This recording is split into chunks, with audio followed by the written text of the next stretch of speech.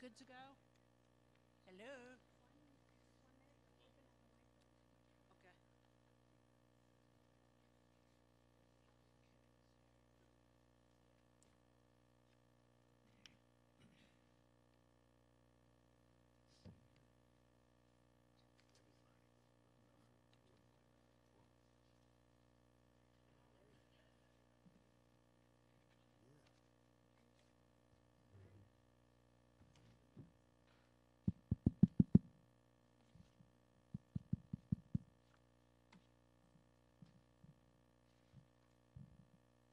Hello and good evening, and welcome to this, the first public hearing of the Charter Revision Commission of the City of New York, established pursuant to Local Law 91 of 2018. I'm Gail Benjamin, and I am honored to lead this commission as its chair. It is my pleasure to call this meeting to order. I would like to recognize that we are joined by Commissioners Lisette Camillo, Jim Karras, Eduardo Cordero, Stephen Fiella, Paula Gavin, Lindsay Green, Allison Hirsch, Reverend Clinton Miller, Satish Nuri, Jimmy Vaca, who is here but just stepped out for a moment. He's back. And Carl Weisbrod. Seeing those members present, we now have a quorum. This is the first public hearing in our ongoing effort to engage the public in the generation of ideas about ways in which the city charter can help the city work better. The commission was established by legislation adopted by the City Council and has appointment from each of the borough presidents, the public advocate, the controller, the City Council, and the mayor. We commissioners, 15 of us, represent a cross-section of New Yorkers. We live throughout the 5 boroughs of the city. We work in diverse fields. We are of different backgrounds, ages, and means. But what we share is a love of our city and a desire to help shape the city's future and to meaningfully participate in changing the document that will provide the basis for that task. Given that you're all here today, you already are aware of the importance of the Charter in how we live our everyday lives here in the city. The Charter provides the manner in which the city handles public money, provides goods and services to residents.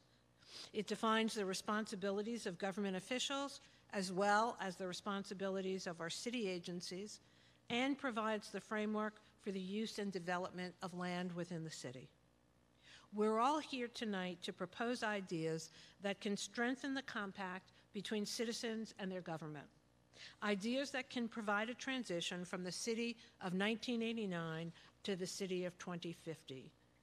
These ideas may rebalance the rights and responsibilities of our agencies or our government officials, may streamline our budget, or may redefine how the city uses its land or purchases its goods and services. We welcome all of your ideas and thank you for sharing them. If you wish to testify today and have not already done so, please fill out a speaker's slip and submit it to our staff who is seated at the table in front. Please make your points clearly and succinctly as we want to understand the issues you raise. We're happy to accept any written testimony you may have either today or over the course of the coming weeks and months. Our web address and Twitter feed is on the pamphlets, which are spread throughout the room and are also located on the table in the front. All testimony in whatever form you choose to submit it will be included in the record and made available to all of the commissioners, staff, and to the public. We will also hold Twitter and telephone town halls in the coming months to provide more opportunities to hear from you. We hope to gather a robust set of proposals, and we'll be conducting additional hearings in the spring to present the results of our research and analysis and receive further feedback. By September of 2019, we will have shared with you a set of revisions to the Charter, which will be put before you, indeed, before the electorate on the ballot of November 2019. Again, we thank you for being here and taking part in this momentous task.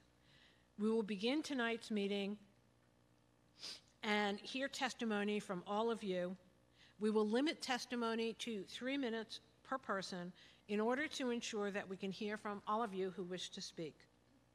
After you testify, one of the commissioners may have questions for you to follow up on your ideas or proposals. I would like to call up the first 2 people who will be speaking. The first person is Hannah Birnbaum, and if you could just come down to the table here, Hannah. And the second person is Jed Holtz, and if you could come down also, Jed.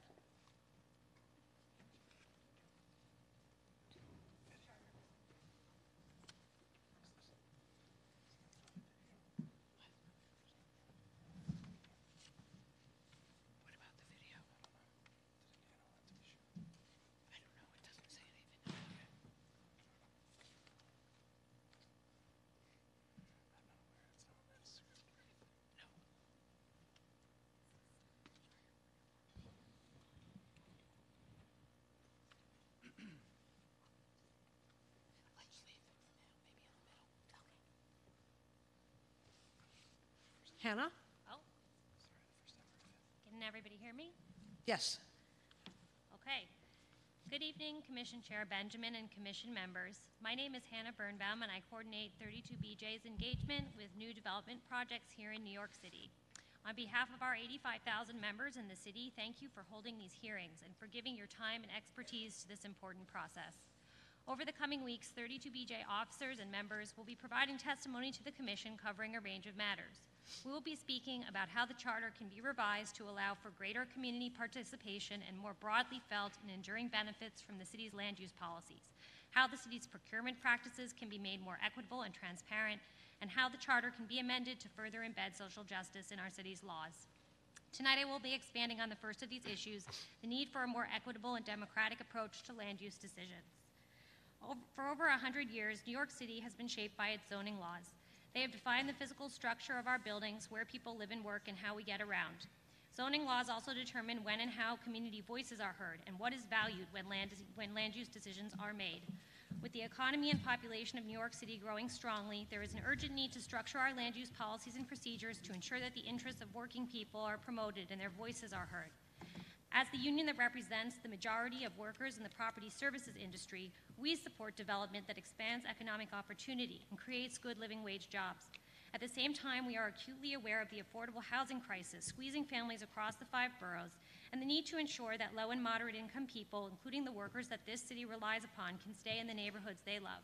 There are a number of areas that we believe the Commission should explore in order to achieve a more just and inclusive approach to land use.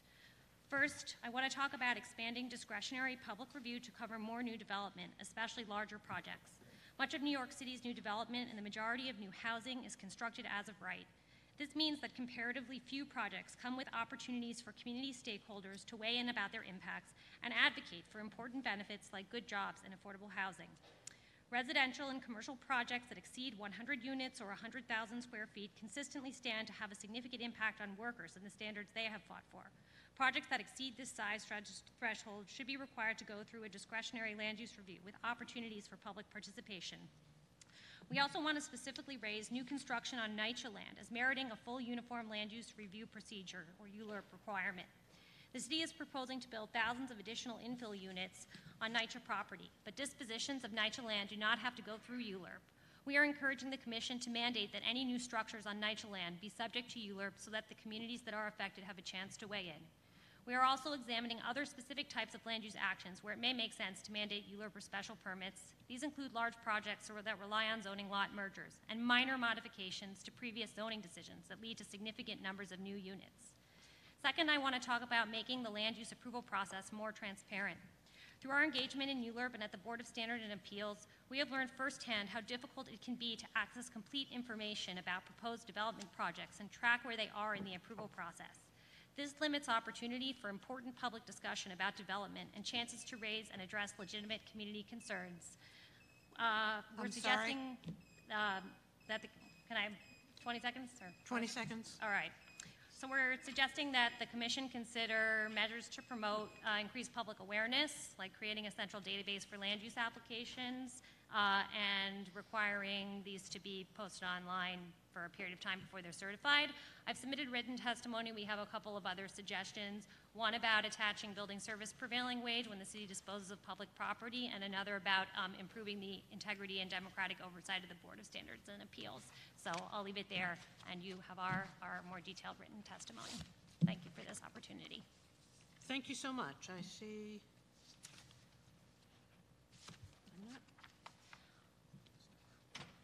I think you have just one copy, and I'll send it to the commissioner. Okay, We'll no, find we can copy it Okay. later and distribute it. I was just looking to see if it was here. Are there any questions? Hearing none, thank you. Jed? Good evening, commissioners. My name is Jed Holtz. I'm the New York City organizer for the Freedom Socialist Party. On behalf of my organization, I'm calling on the Charter Revision Commission to take this historic opportunity and address some of the most undemocratic and unjust realities of our city. I'll focus on two tonight. The first is the denial of the basic democratic right of voting to non-citizens. We all know immigrants built this city, and their labor makes a massive contribution to the economy, an estimated $40 billion a year statewide. Non-citizens pay millions in property, sales, and payroll taxes in New York City, and yet they have no vote. This amounts to taxation without representation. But you have the power to help change that. A number of municipalities across the nation are considering measures to allow non-citizen voting, which was the standard practice in this country until the 1920s. Several cities in Maryland, including Hyattsville and Mount Rainier, have granted non-citizens the right to vote in municipal elections, and New York City must too. The lack of this right is the city's greatest barrier to civic participation in government. Let's fix this. Otherwise, all the talk in support of immigrants is just empty rhetoric. The people who make the city run, who create its culture, its profits, and its vitality should have a say at the voting booth. Granting non-citizens this basic democracy is just and logical. The second injustice we must address is the complete lack of accountability of the NYPD. You will hear testimony in support of an elected civilian review board later tonight, and we call on you to include it in the Commission's recommended charter revisions in November 2019. By being democratically elected and empowered to make binding decisions, the elected civilian review board gives the public recourse against an extremely powerful institution that has failed to police itself. This could bring justice to those who have suffered discriminatory, demeaning, and violent misconduct at the hands of the police. It empowers those most vulnerable in our society, women, people of color, non-citizens, formerly incarcerated, to defend themselves. And with an elected special prosecutor, independent of the DA, handling police cases, we'd have unbiased and rigorous prosecution of cops. The time is overdue for addressing these crises. Immigrants and all New Yorkers deserve the ability to have a voice in elections and against police misconduct. Amendments to allow non-citizen voting and to replace the CCRB with an elected and empowered board will simply move our society closer to a humane and democratic city we all deserve. Please put these issues on the ballot. Thank you. Excuse me. Thank you very much. Are there any questions for Mr. Holtz? Thank you very much. Thank you. The next two speakers are Caitlin Greena. I'm sorry if I mispronounced it. And Malcolm Green.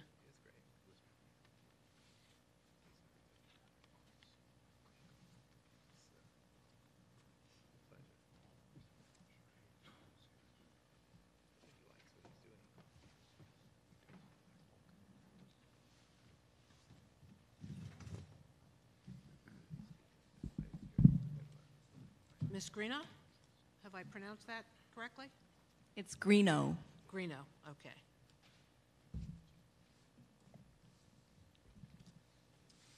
Good evening. This Charter Commission has the chance to create solutions to one of the biggest problems in our city, our crisis of accountability with the NYPD. When the people of New York are on the wrong end of police misconduct, they have no real power to defend themselves, no power to gain real justice. The police are literally allowed to get away with murder, and the city does nothing to protect its residents. Eric Garner, Delron Small, Mohammed Ba, Deborah Danner, Malcolm Ferguson, Ramarley Graham, Nicholas Hayward Jr., Sean Bell, Eleanor Bumpers, Amadou Diallo. The list of people who have been killed by the NYPD is long, and time and again we have seen the officers involved walk away with their careers intact or even improved. Standing alongside some of these known names is an even longer list of lesser-known New Yorkers who have been tasered, beat up, threatened, and abused by police and have been left to suffer with no recourse. Entire communities of color are under siege. Parents are scared to let their children walk alone, even in broad daylight. Today, the appointed, not elected, Civilian Complaint Review Board is where New Yorkers are supposed to go when they have been mistreated by the police. Last year, the CCRB investigated less than a third of the nearly 5,000 complaints it received. They substantiated only 264, determining that police had mistreated someone and deserved disciplinary action in only 5% of all reports. Even when the CCRB does find wrongdoing, they can only make a recommendation to the police commissioner, who can then downgrade or dismiss any of their recommendations. And in fact, this is what happens most of the time. Last year, 73% of disciplinary recommendations by the CCRB's APU were watered down or ignored. The police police themselves. That's the truth, and New Yorkers know it. The CCRB doesn't work, and New Yorkers know it. But we can create something that does. Our campaign has given you an amendment to fix this problem. It creates an elected board that has the power to investigate and make binding decisions on abusive officers. People who suffer on the wrong end of a police fist, taser, or gun deserve a board that represents them, stands up for them, and can hold police accountable when they abuse their power. This is what our amendment for an elected civilian review board establishes. In the worst criminal cases, the people of New York desperately need an independent prosecutor to remove the conflict of interest in the DA who works closely with the police. Our amendment also addresses this, an independent elected prosecutor that would take on those cases without bias. We've submitted a printed copy of our finished amendment to each of you. We've spent 3 years talking to the community. We are sick and tired of needing to chant Black Lives Matter. This is your chance to prove that they do. The people of New York need protection against police abuse. Propose this amendment and do your part to solve this crisis. Because without a board and prosecutor that has the power to stand up to police abuse, we're only waiting for another death in the headlines. Thank you. Thank you very much. Please.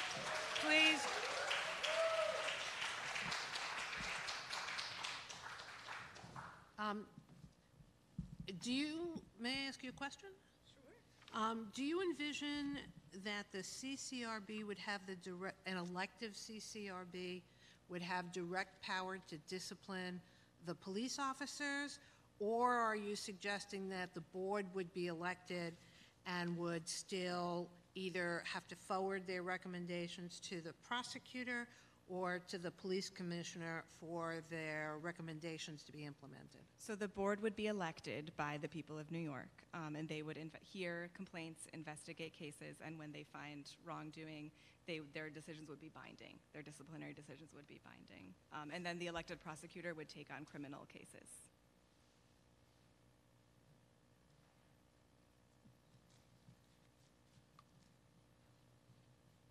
Thank you. Are there any other questions? Just wanted, Sal? you are aware that the city council and the mayor passed the Community Safety Act, which includes an inspector general for the police department. It's not connected to PD. I wonder what your views are on that. Well, but the DA still prosecutes the cases where police commit crimes, and the DA also works closely with the police, so that's where we see the conflict of interest and the problem.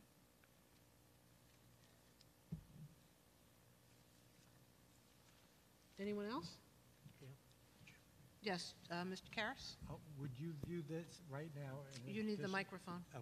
You got to pick it up, take it off. Pull. In addition to the Inspector General and the Department of Investigation, there's also the mayoral. There's a mayoral controlled police board. There's the internal affairs and the CCRB. Would this subsume all of those functions? Would this just replace the CCRB?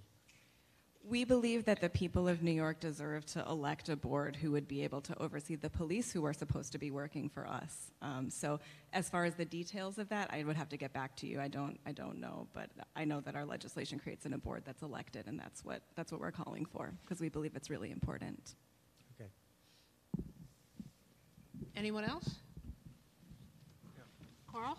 Yeah, I'm still a little unclear about what you mean by the power to discipline. That power would be up to and including discharge of the officer, or yes. also, but any criminal matter would be referred to a DA? Would be referred to an independent elected prosecutor in lieu of the DA. Not a DA? Right now it's done by the DA. So instead it would be done by this independent elected prosecutor. Thank you. Allison? Sorry, I think I'm also just a little confused. So we'd be electing both the Civilian Complaint Review Board and an independent prosecutor separately, or the CCRB would have the prosecutorial power within it? Well, the elected Civilian Review Board would refer criminal cases to the elected special prosecutor. So we'd be creating it would be multiple new elected positions? Yes. Okay, thank you. Can I ask one more question? I'm sorry. Yes.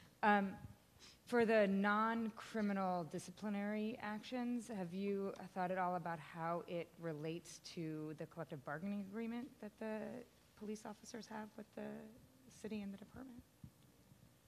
The collective bargaining. There's a disciplinary. One assumes I don't actually know the details of the police officer's contract, or even if it's open still or not.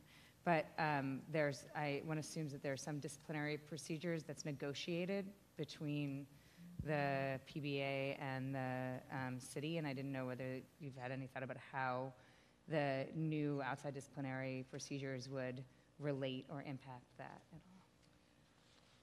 I'll have to get back to you on the details, but just to go back to what we're calling for is that we believe that the people of New York decide to have a say, and that board should have binding discipline, because as we can see, the police commissioner waters down and ignores a lot of the recommendations, so it's a problem. Sal? Police officers are public employees, as you know, and all public employees are covered by state law, collective bargaining agreements, which basically outline what the procedure is for disciplining, whether it be a police officer, whether it be a school teacher, anyone who works for the city has this due process. I mean, you would agree that police officers deserve due process as well. Absolutely, we all deserve due process. So how do you get around addressing the issue of disciplining police officers and getting around what is civil service law, which is an Albany issue? I'll have to bring this to the legislative team, and we can get back to you in writing. But I do know that this question has come up several times when we've presented this, and we've done a thorough review of all state law, and we can't find anything in the state law that says that this couldn't happen. Like, there's some concern about how the police commissioner, that people say that it's in state law, that the police commissioner has the ultimate authority, but It's not even about the police commissioner. It's about civil service law, whether it be a police officer, or whether it be a sanitation worker, whether it be a school safety agent. They're all under the rubric of civil service law, Section 75, 76, which mandates due process. You would agree that police officers deserve due process, right?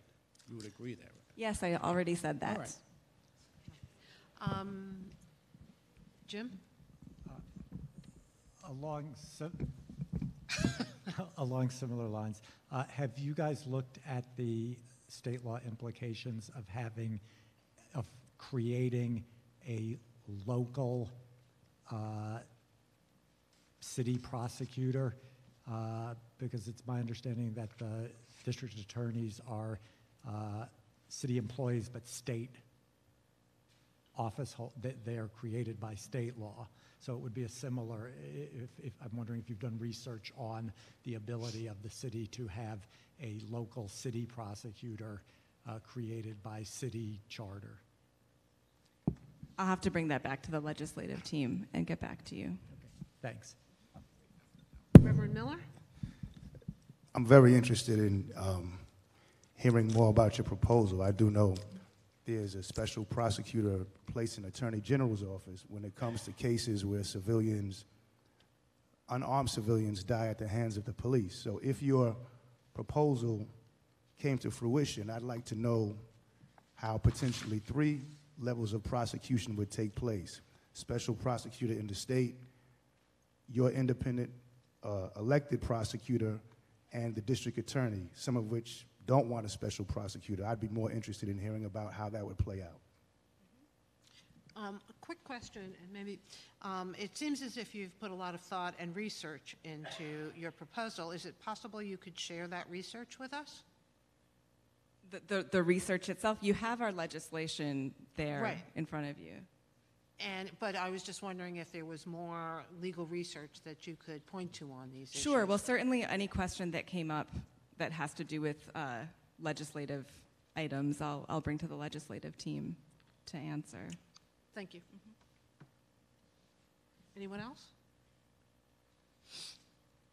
Thank you, Ms. Greeno. Mr. Green? Thank you. Hello. I'm not here with the organization. I actually caught wind of this not too long ago, and I actually work. I have a terrible headache today. I'm sorry. Excuse me. I'm not at my best. I did want to come down here, though, still, and comment on this public hearing because I thought this was important. An elected civilian complaint review board is probably the least you can do, to be honest with you. I'm quite frankly disgusted at the way people, citizens, humans have been treated in this whole country, but we're specifically dealing with New York City, and it's been no different here. The bottom line, I think, is and I don't know the details of police training, but from friends that I have that are in uniform and other places let me know that it's an us against them mentality when being trained. When you have policies that have police that don't live in the communities come in, police, and leave, it's like an abusive situation. It's set up to be as no accountability. I can do what I want, and I know these guys. I mean, this is not something I'm just sort of coming in as a citizen saying, I wonder if this is happening. I thought about going into situations I've had myself, but I figured 2 minutes and probably 2 hours wouldn't be enough, to be honest with you, just in the way things have gone. I think that, again, this is the light end to have an elected civilian complaint review board that has some kind of teeth, or else, you know, this is a situation where you're pushing a population to the point where they will only go so far. So this is a situation where you'd want to, you know, represent as a civil body, I don't know, this charter body or whatever, or, you know, passing it over to the city council and to state legislatures, wherever it needs to go, because this is an opportunity that I didn't want to squander by not saying what I'm feeling like I need to say. You need to do something. People are dying, people are being choked out, people are not even reporting so many things that are happening. Aside from that, it presents a climate where children are raised in an atmosphere of fear. I mean, you don't even listen to your dad when a cop is there and tells you something different.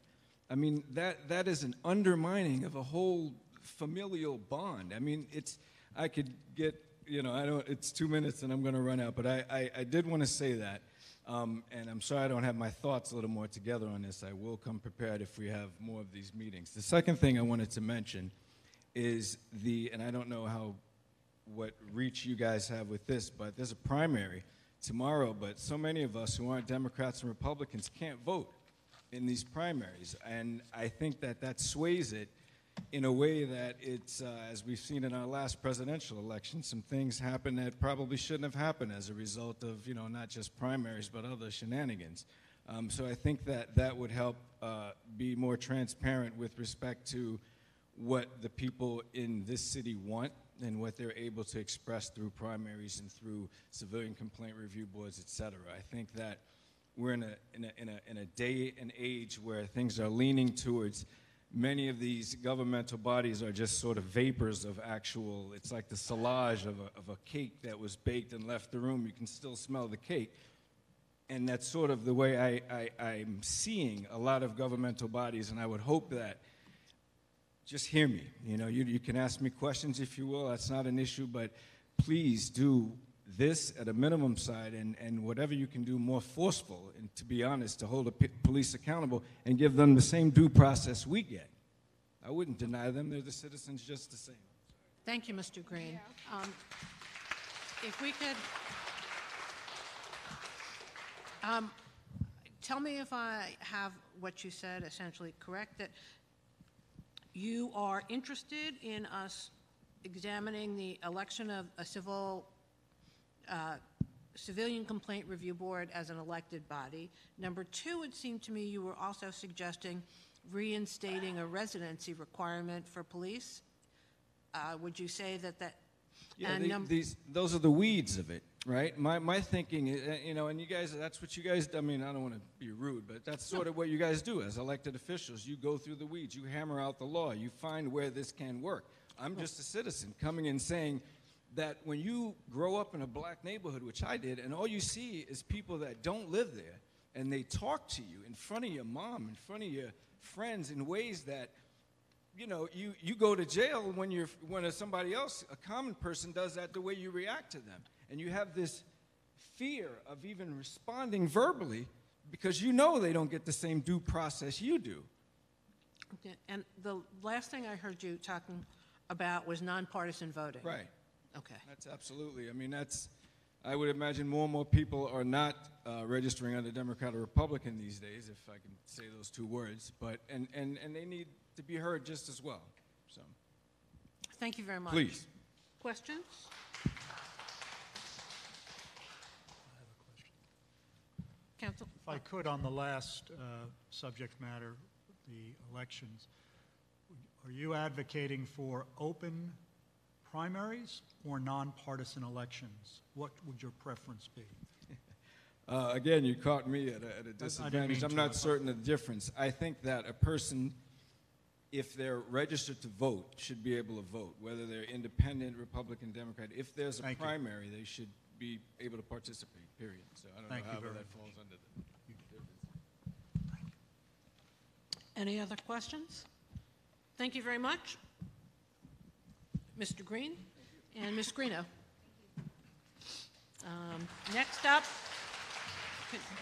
Next up, Carl Lanzano and Linda Pedrosa.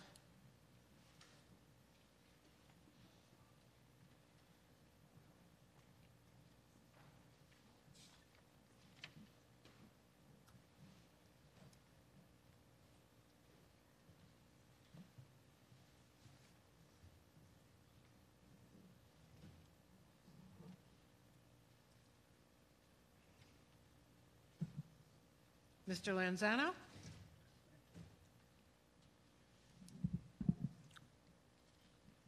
My name is Carl Lanzano. I'm a member of Community Board 12. I chair the Health and Human Services Committee. The reason I'm here is to talk about changing the situation in the council for the community board. Community boards are the go-to agencies that citizens go to when there is a problem or a civic question. Now, we have excellent representatives in our councilmen and state assemblymen and senators, but as good as they are not us. the people themselves, I believe, should have direct representation in the city council. That is why I'm proposing the creation of a community board council for the city of New York. It would consist of an elected volunteer representatives, one from each community board, who would meet on a regular basis to discuss and seek solutions to the issues of the city. Then they would elect one representative from each borough to be a borough representative to the council. And they would have a vote. Being a volunteer, this being a volunteer position, politics would be kept at a minimum, and the allegiance would be to the people of the city who work the hardest to make the city work. And having a vote, that would be 5 county votes added, would allow the borough representatives to connect with every community board in his or her borough, be able to effect legislation, and to give the people the information that he or she directly obtained from his experience, and also to convey to the council hands-on needs that the people do have, and that they should pass them on. Thank you very much for your time. Thank you very much. Mr. Fiala? Thank you, Madam Chair. Mr. Lanzaro, this is an interesting proposition. The community boards have gone through a number of revisions in the 70s and the 89 charter. Right now there are 59 community boards. And correct me if what I'm saying is wrong, because I want to get the substance of your recommendation. You're proposing that one from each of the 59? Yes. One from each of the 59. Well, in each borough. Okay. You'll have, yes, one from each of the 59. They'll have a committee in each borough, and that borough would elect a borough representative, which would be have a voting seat on the city council. So in effect, 5 additional members would be added to the city council in the capacity of community board borough-wide officials. Yes. The net impact being increasing the city council by 5, but the people selecting those 5, those are community board members, or are these borough-wide elections participated by the voters? Well, and I don't know if I said it, but they would be volunteers, which being unpaid, which would not make them have allegiance to political people. So the borough entities would choose their representative for the borough, and then those 5 would go to the city council and have the right to propose legislation and vote on legislation, but they would be in a volunteer capacity? Right. So so if you have 12 community boards in the Bronx, they would each send a member to the council, rather to a newly created committee. That committee would form its own president, vice president, take minutes, and meet on a regular basis, and they would have one representative from the borough, all volunteer, all just going back to the people and the community boards. Yes. Thank you, sir. Thank you. Let's start with Lindsay. Here, Lindsay. I had a follow-up question. There is already some existing linkages between the borough presidents and community boards that is quite extensive, as I understand it. Are there specific deficiencies in that or relationship or system that you are trying to address? No, the representatives we have are excellent. But to me, I feel that they're elected officials, and as good as they are, they sometimes are beholding to the process rather than the people. We see, they do come to the meeting, they do respond to our requests, and in my community board, at least I know, they're very responsive. But I feel if we had somebody that could be an unpaid representative to sit in on the city council and give direct feedback to the people that come every month and people that go to the community board and say, why can't we have this? Why can't we have this? This is very good, and thank you. And the people from the board can talk to the people, not as, and they don't have to worry about being elected again. They would just give the feedback that they get. Thank you. Mr. Vaca? I think your idea has some merit. It needs to be considered. I do have some questions about it. In 1978, I was a chairman of a community board, and we did have what was called a coalition of community board chairpeople, and we did meet. That coalition in 1978 had enough support where we hired an executive director, and we tried to function. It became unwieldy, and it didn't really continue to function after a period of time. So, but I do think you're raising the issue that community boards, because we have 59 of them, they don't have a vehicle where they can register how they feel with one voice on certain policy and budget issues.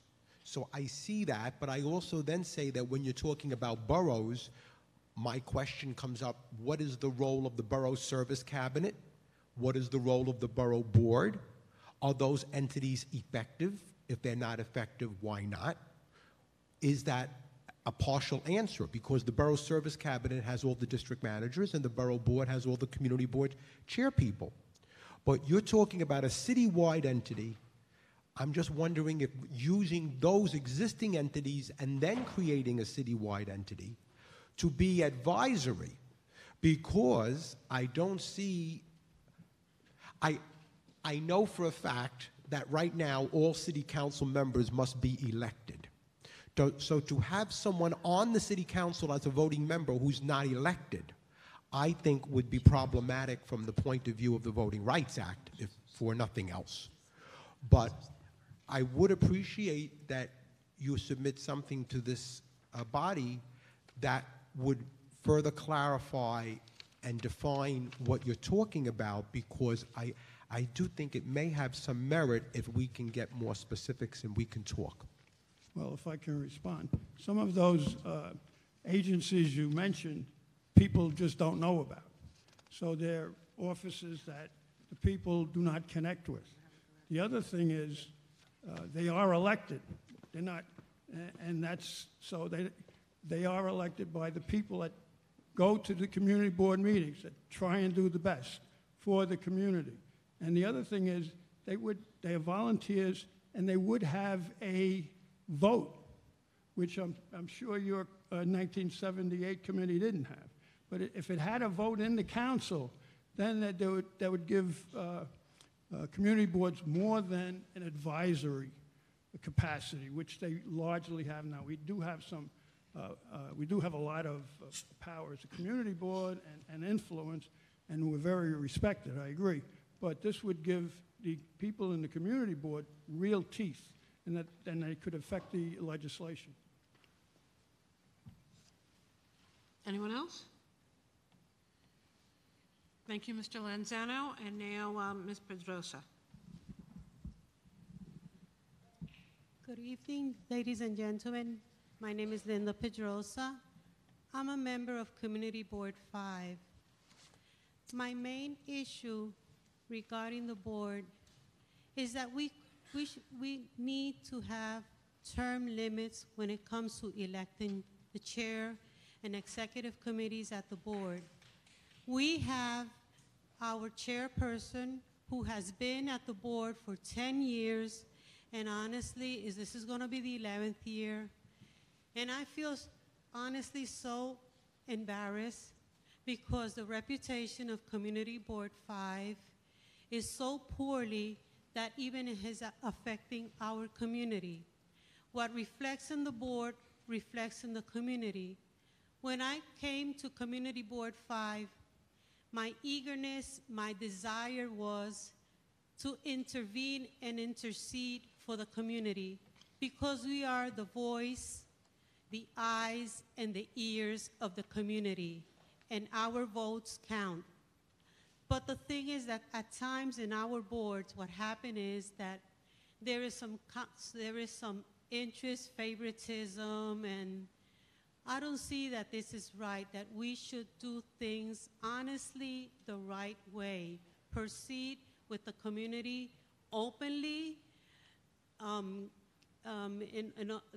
addition to that, this is a little something different that I would see that we should have more power in the community, though we are volunteers because we live in the community.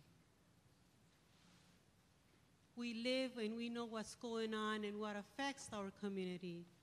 And with these new housing developments, which in a sense, I am not disagree, you know, I agree with progress, but what my concern is the environment, that we need space, we need to protect our ecosystem, we need to, because if we lose these things, then we can really get, I don't want to see a place all built up in concrete and tall buildings. I believe in progress, but I wish and would have the neighborhoods not to lose their identity and not to have, you know, these mom and pop stores who really build up our community.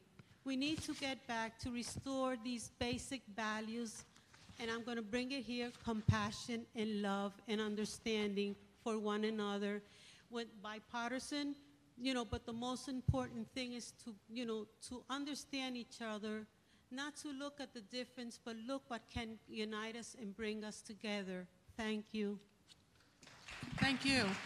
May I ask you, the mayor's current Charter Revision Commission has recommended, and it will be on the ballot this November, that there be a term limit for all members of community boards. Great. So that satisfies that first issue that you raised about? Yes, because the thing is, we preach to people, I mean to the children. We have to face changes in the future when you graduate, when you're in school. And then at times when it comes to us, we want to stay, and that's what's happening in our board, with the same old routine. There is no change. We need to change, because when this country was built on the change from the 13th colony. Now it was the United States of America. That caused a change. We need to change to see new things, to evolve, and that's what our problem is at times. We are afraid to face changes, and that's what's happening in my Community Board 5. I love this community, I love my board, but the way I see things, they're not going on the right direction. Okay, thank you. Thank you. Any? Councilmember, no. Jimmy Vaca? I wanted to reiterate what our chair just said, that the Mayor's Commission has proposed term limits, but I also wanted to let you know, I'm sure you may know this, but your board has the right to implement term limits for officers now. Any community board can vote and modify their bylaws, and they can insert term limits for officers. Now, in the Bronx, historically, we've had some boards that elected not to do that, and we've had many chair people serving for 20 and 30 years. And we had boards like, I was a district manager of Community Board 10. My board, while I was there, had a 2-year term limit. No. So some boards did elect for term limits, other boards did not. But you have the power now on your board to implement term limits for officers. What the mayor is proposing is term limits for members, which in 10 years will end up being a term limit for the officer of 10 years as well. But if you wanted to make it 2 years or 3, you have that power right now. Thank you. Thank you. Any? Thank you both. Thank you. Next up will be Councilmember Diana Ayala and Chris Walters.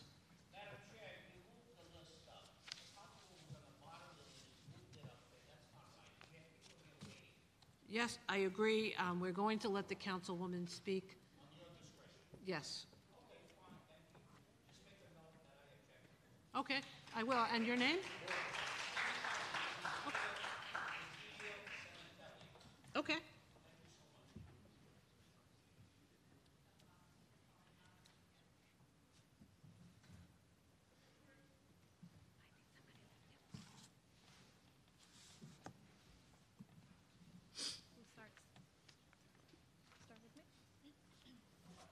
Good evening. Councilwoman Ayala. Good evening. Let me just adjust this a little bit. Good evening, Charter Revision Commission. Thank you for the opportunity to testify. I am Councilmember Diana Ayala, co-chair of the City Council's Progressive Caucus. In this testimony, I will be focusing on the city's land use powers and processes, which has wide-reaching effects of critical issues affecting the city. This issue is a priority for the 22 members of our caucus who represent districts across the 5 boroughs of New York City. It is no secret that the city's land use and planning processes are deeply flawed. Opposition to recent rezonings have made it clear.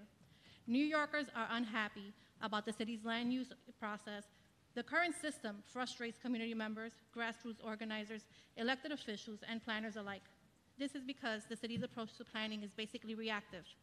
Without a larger citywide plan in place, we react to private development, natural disasters, school seats, homelessness, and other important infrastructural needs randomly. In the Bronx, we are experiencing an unprecedented level of development and growth. As an elected official from the Bronx, I can tell you from my experience, the status quo of ad hoc planning is just not working. We need a larger vision, one based on our short-term and long-term needs. We need a larger vision based on equity, a vision in which low-income communities do not have to solely bear the brunt of the city's every housing and infrastructure need. We need to envision a land use process where communities are empowered and the equitable distribution of city resources, facilities, new developments is prioritized. As a first step, I will share 5 guiding principles that reflect the caucus's values and will drive the development of our recommendations moving forward. 1, equity and fairness, to ensure that all communities are doing their fair share and have access to affordable housing, services and amenities, and healthy environment. 2, proactive and responsive plans. The account for the housing needs of those growing cities, as well as existing conditions and infrastructural needs. Inclusive engagement, to ensure all New Yorkers have a voice in the land use decision process. Resiliency and sustainability, to guard against the future impacts of natural disasters and climate change. Transparency and accountability, to ensure that New Yorkers understand how and why decisions are made, how to participate, and how those decisions will affect them. Guided by these principles, the Progressive Caucus is working with our community partners to develop specific recommendations to achieve the following 3 goals. 1, create a comprehensive planning framework that includes a fair share analysis. 2, make the City Planning Commission independent and create a long-term planning office. 3, empower communities to engage in decisions before, during, and after land use processes. Our current system does not provide an avenue in which we have an honest conversation about our city's needs. Much of it is done out of the public eye, with outcome revealed and often negotiated with just moments before a final vote.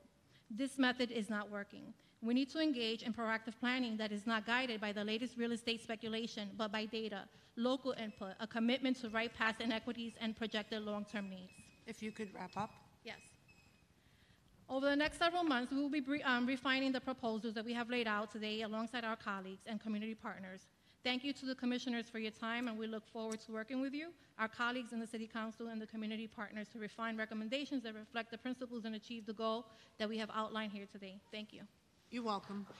Quick question for you. Yes. When you were talking about an independent elected planning commission, is that instead of the City Council? Actually, yes, sorry.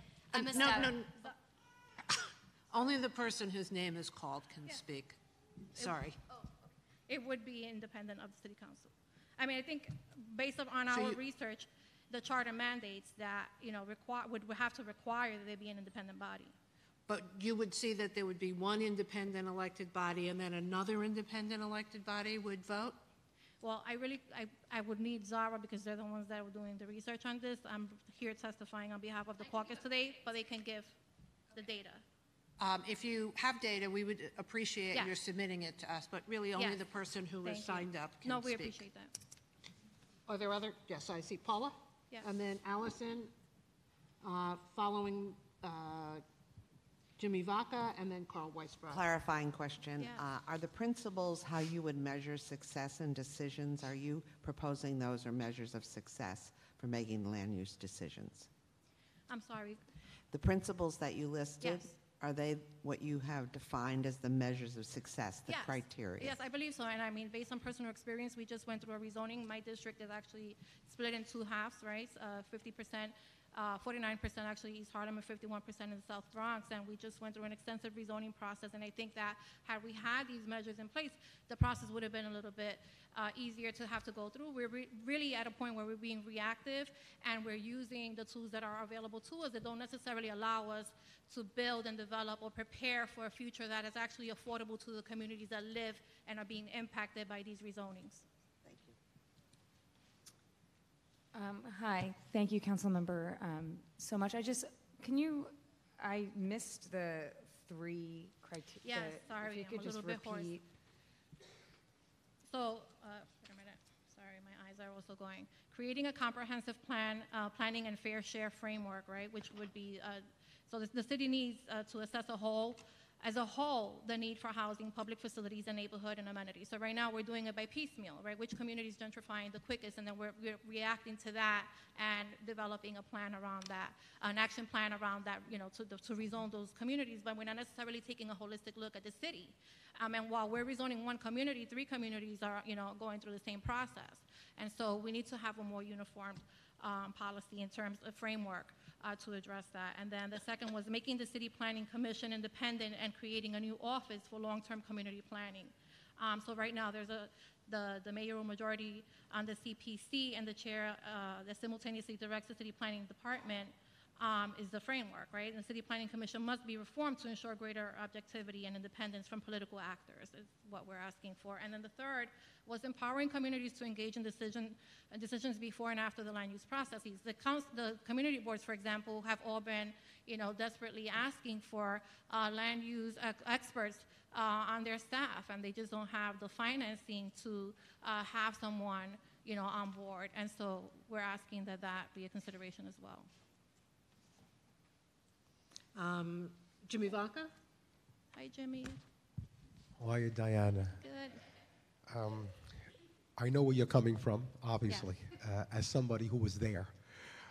Let me say one or two things briefly. The City Planning Commission is controlled by the mayor at this point. Yes. Okay. I wasn't clear. Are you saying that the City Planning Commission, you said it should be independent? Should it be Yes. an elected body of people, or should it be appointed by a multitude of people so that no one individual has controlling power, but that power is dispersed among various people so that there is a better opportunity for the Planning Commission to modify items? What do you say when you say independent? What do you mean? Well, I think, I would always vote for, I would always argue on the side of, voting someone in. Electing people in is a better way. But I think that that's something that we're, discussing with local community-based groups to try to kind of define more specifically.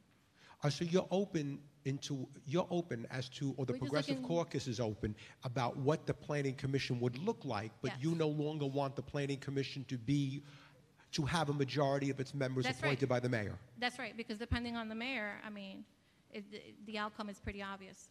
Okay, quickly, you're aware of 197A in the New York City Charter, 197A plans, which the community boards can call upon. Many community boards are frustrated that they are only advisory in nature. Yes. So is something you're talking about, having 197A plans have more teeth through a community planner that the board is assigned to have? I know you came out in favor of that in your testimony. I am not aware that we have had that discussion, but I don't think that is a bad idea. Okay. Yeah. Thank you for that. Carl was next.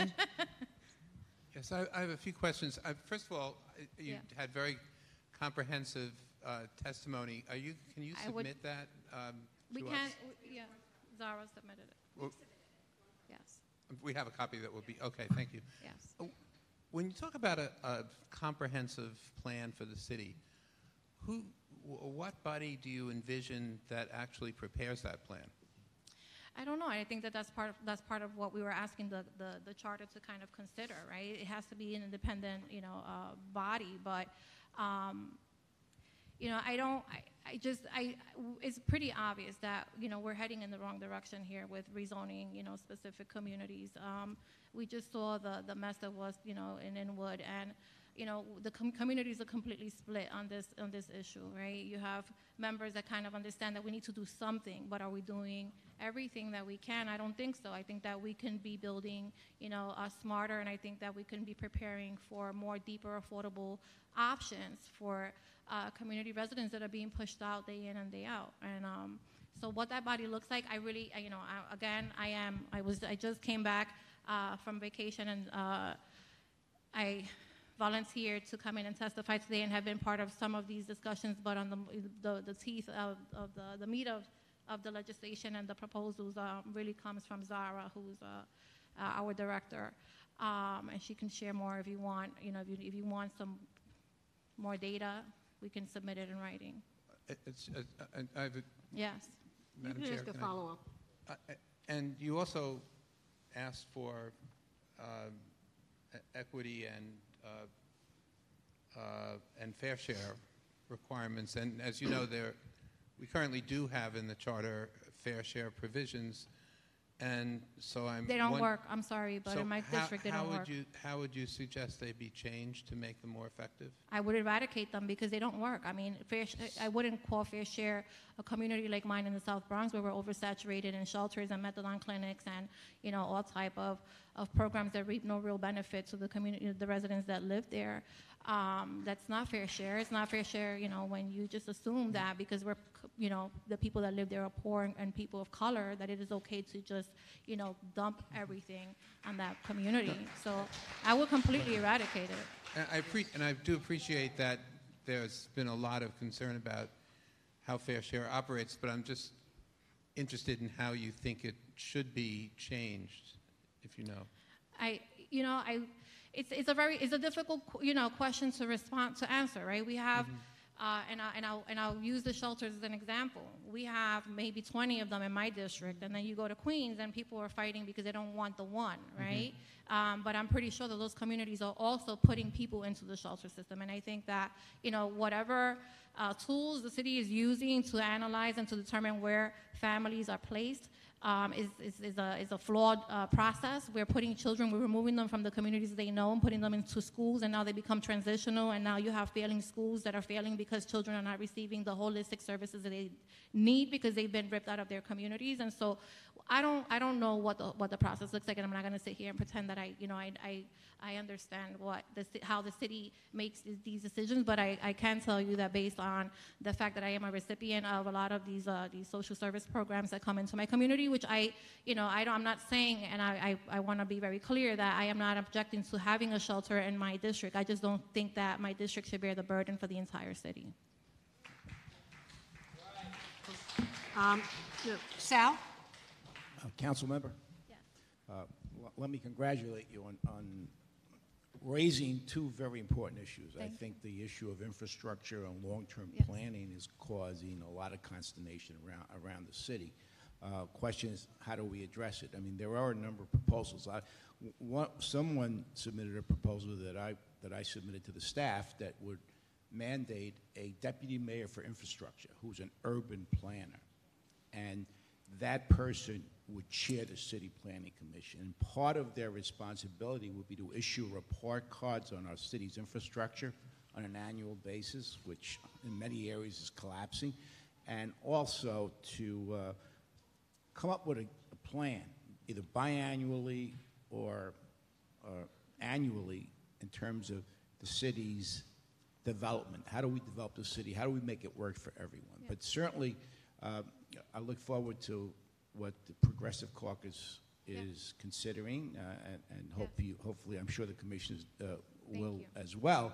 But I want you to consider that idea as well, and I'll be more than happy to share more information We're about still that. refining some of these, and some of my colleagues will be testifying at other boroughs, and so you should be hearing more from us. Allison?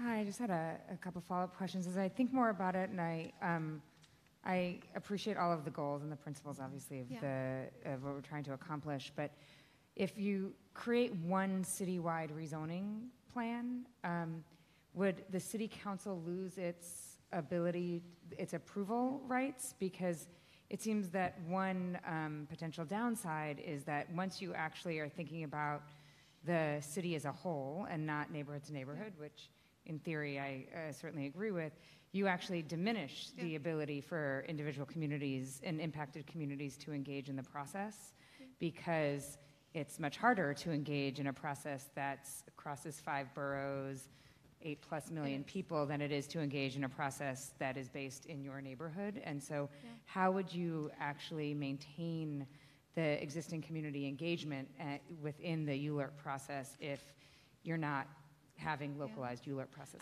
I don't think that we should. I'm not proposing, and I don't think that the caucus is proposing a citywide rezoning. I think that what we're asking for is a holistic review of the entire city and looking at those areas that may be problem areas, areas that are heavily gentrifying, areas where rents are skyrocketing, areas where we have maybe some of the oldest tenement buildings where we know that people are being outpriced, areas where we still have maybe city lands, which we really have very little of these days, where there's a potential for development.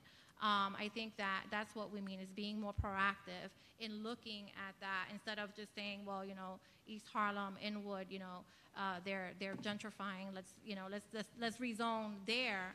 I think we have issues, citywide. We have issues in Staten Island. We have the same issues in Brooklyn, but we don't have a plan. We're looking at, we're piecemealing it, and it just doesn't work. You can't. Sorry. Jim? Thank you, Councilmember Ayala. And I too am, How are you? Good. How are you? I didn't Good realize to that was see you. you. Thank you for coming. I too am very sympathetic with these goals.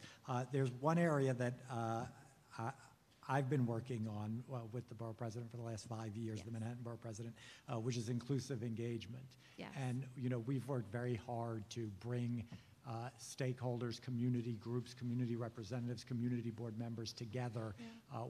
Pre-certification, pre-ULURP certification, whenever there's a large or impactful rezoning. So, when the Progressive Caucus meets, I would love to hear more from you guys on, should there be triggers for when that occurs? Are you proposing that somewhere in the system there be the ability to have a process pre-certification? When would that ability kick in? I know you're probably not there yet, but I'd be very interested in hearing that, because so much of these things, it's, the devil's in the details, and either they can be done hopefully in a way that's workable, but we don't want it done in a way that will overburden the whole process. But I'm very interested, and I'd like to hear more. Thank you. Sal? Council member, in this discussion, we can't separate the influence of money in politics on these rezoning issues. I'm sure you're aware of that. And one of the things that hopefully we'll look at is to revamp our campaign finance laws. Other cities like Seattle have democracy vouchers, which basically is public finance in the campaigns, which we've seen, as you know, a number of scandals with pay to play over the last 8 years. And going back, money in politics plays a big role. So so-called independence is impacted by campaign contributions. So I would hope that the Progressive Caucus looks at some of the proposals that are out there. We're looking at Seattle, democracy vouchers, Arizona, Connecticut, where they're taking money out of the process. And you can't separate those. Real estate is like, in New York City, is like oil to Texas. It's very, very lucrative. There's a lot of political influence by major donors on the political players in the city. So as part of this process, I would urge the caucus to look at a different approach to campaign finance, because what we have in the city is not working right now.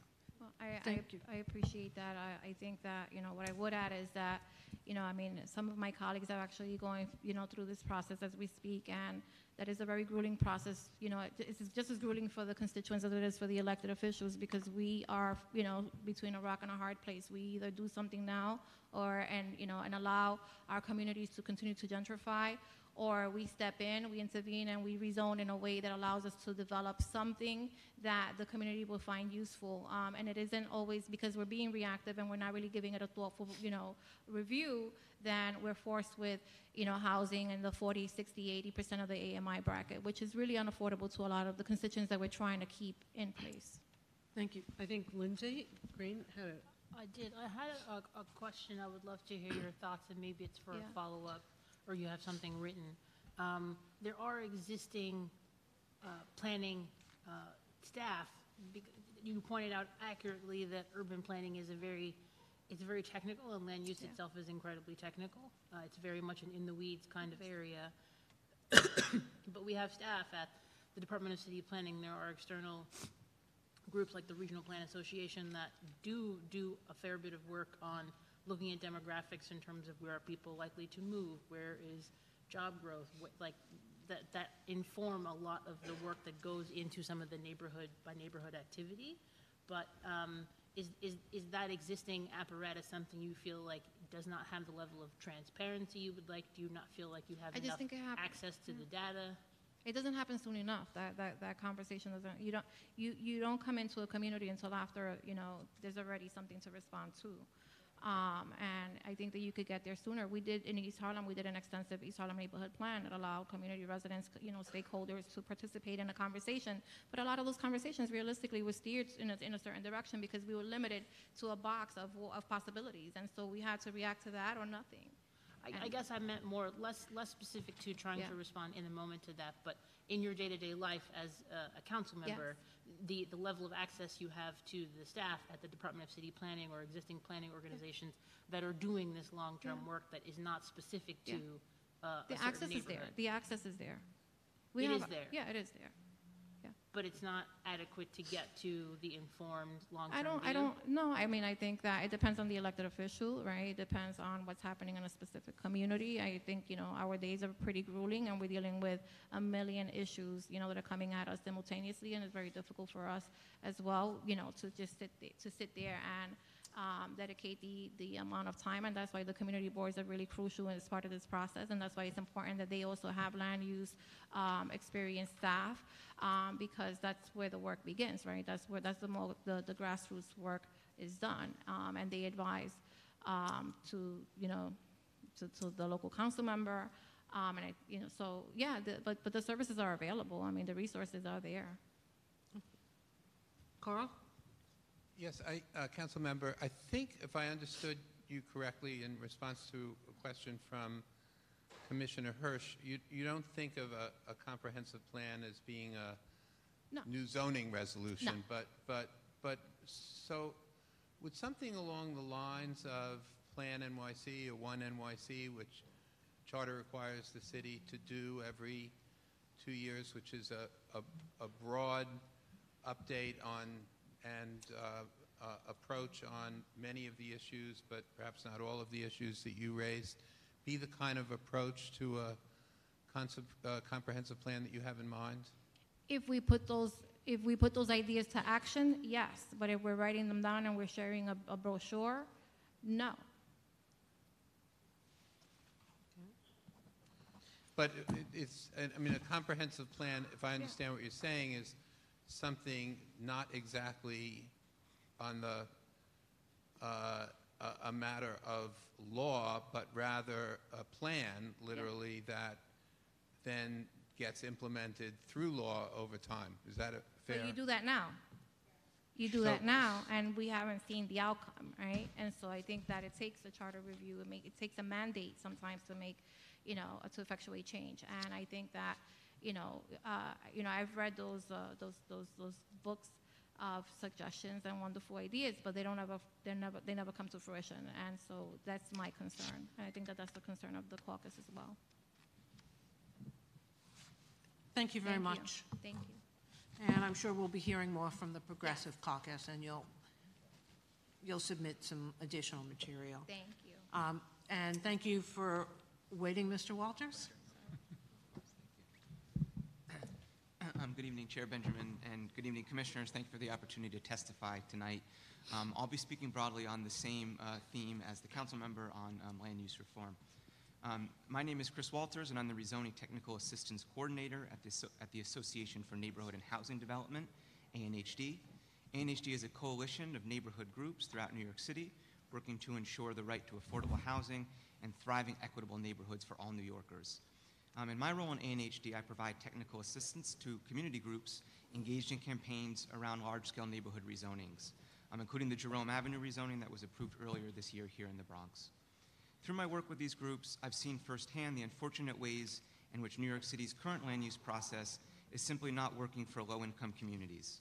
This fact is reflected in numerous land use actions, including neighborhood rezonings that increase displacement pressures for low and moderate income neighborhoods while failing to provide housing that is affordable to the majority of the community. Public land being given away to for-profit developers, and community members and community boards whose voices and recommendations are largely ignored. The way land use decisions are made and who has a say in them truly matters, and the consequences, as I'm sure you'll hear throughout these hearings, are very real. Too many low-income communities feel they have no agency in the changes taking place in their neighborhoods, while too many wealthy communities remain exclusionary and are not asked to do their part. Changing the way land use decisions are made in NYC, then, is a matter of equity. Low-income communities should not have to bear the brunt of new density for a growing city or accept luxury apartments in order to get long overdue investments. We need to use the charter revision process to reimagine how land use decisions are made in a way that increases community power in the planning process to advance the equitable distribution of city resources, facilities, and new development. On behalf of ANHD and its members, I urge the Commission to make land use reform, specifically with the aim of increasing equity across neighborhoods, a central focus of your upcoming efforts. ANHD will be working with its members to develop more specific proposals to advance these goals, and we look forward to sharing these with the Commission in the weeks and months ahead. Thanks very much for your time. Thank you very much, Mr. Walters. Mr. Vaca. I'm interested in your testimony, but I wanted to touch on something, and I wanted to know if this is included in your overall assessment, namely as-of-right development. We have communities that get a notice that a new building is going up, and because that building meets the zoning, even if the community has concerns about density or lot line to lot line development, they are told it is a matter of right and nothing you can do. So I want to know, where do you fall on this issue? Is this something that you've heard from your constituent organizations, that there is a willingness to discuss, or a feeling that this should be included? Sure. You know, I don't want to get ahead of our membership right now in terms of what specific recommendations will be put before the Charter Committee. I know in terms of our base building groups and organizing, you know, working with developers for as-of-right buildings, looking for what leverage they can, you know, trying to really get that community input and community interests in these developments is something our groups are very interested in. Whether as-of-right is something that we as an organization and our members would want to address through charter reform, I wouldn't speak to right now. But I think that this larger issue of equity in terms of where every neighborhood is seeing, you know, is every neighborhood getting the resources that it needs? Is every neighborhood doing its part for absorbing new density in the city? Is every neighborhood doing its part for accepting city facilities, both what are considered positive and negative? Thank you. Thank you very much, Mr. Walters. Our next speakers are Alexis Lorenzo and Jane Aoyama Martin.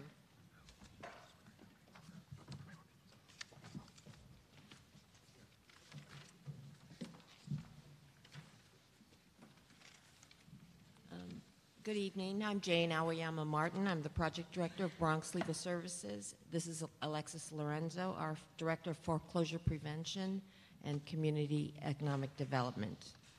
On behalf of our clients and the Bronx communities that we serve, we want to thank the New York City Charter Commission for holding these public hearings. Bronx Legal Services is part of the larger Legal Services NYC, which is the largest civil legal services provider in the country. For over 50 years, we've challenged systemic injustice and helped clients meet basic needs in housing, education, healthcare, family stability, income, economic security. Our neighborhood-based offices across the 5 boroughs serve 80,000 New Yorkers every year. In the Bronx, last year, we served 28,000 low-income Bronx residents with all of their legal issues. Last year, we protected nearly 13,000 tenants and their families who are facing eviction. Our work in the area of housing puts us in a position to understand the complex housing crisis facing our clients daily. It's from this breadth of experience that we testify today, and at this point, we're sharing our time. I'd like to turn it over to Alexis Lorenzo. Thank you. Good evening, Commission members. As Jane mentioned, my name is Alexis Lorenzo, and I not only work in the Bronx, but I am a lifelong resident. We at Bronx Legal Services have had the privilege to work with many long-term residents and community leaders in the Bronx. While we are a full-service legal services organization, much of our work has been focused on helping our clients keep a roof over their heads, the basic essential human need for a place to live. In our practice, we are witnessing a shrinking housing stock, unaffordability and displacement of families every day caused by rezoning, market speculation, and greedy landlords. We are witnessing the reduction in affordable rents and destruction of our Bronx communities. Rezoning exacerbates gentrification and displacement and causes resegregation because of the unaffordability levels of new housing stock created. To create greater accountability for affordable housing plans, we ask the Commission to consider the following 2 points. Strengthen anti-displacement protections for low-income New Yorkers. Require the city to report on how proposed affordable housing plans are compliant with the Fair Housing Act, in particular, disparate impact. Implement meaningful methods for evaluating the potential for direct and indirect displacement as a result of its affordable housing plan. This would include adding public housing land to those dispositions subject to public review under ULURP, so that residents get a meaningful say in how public land in NYCHA's inventory is used. Secondly, we would like to see meaningful community planning that is participatory, equitable, and supported by data, which would involve standardizing the community board application and selection process, establishing an independent community planning office that supports community involvement and promotes resident-led housing initiatives.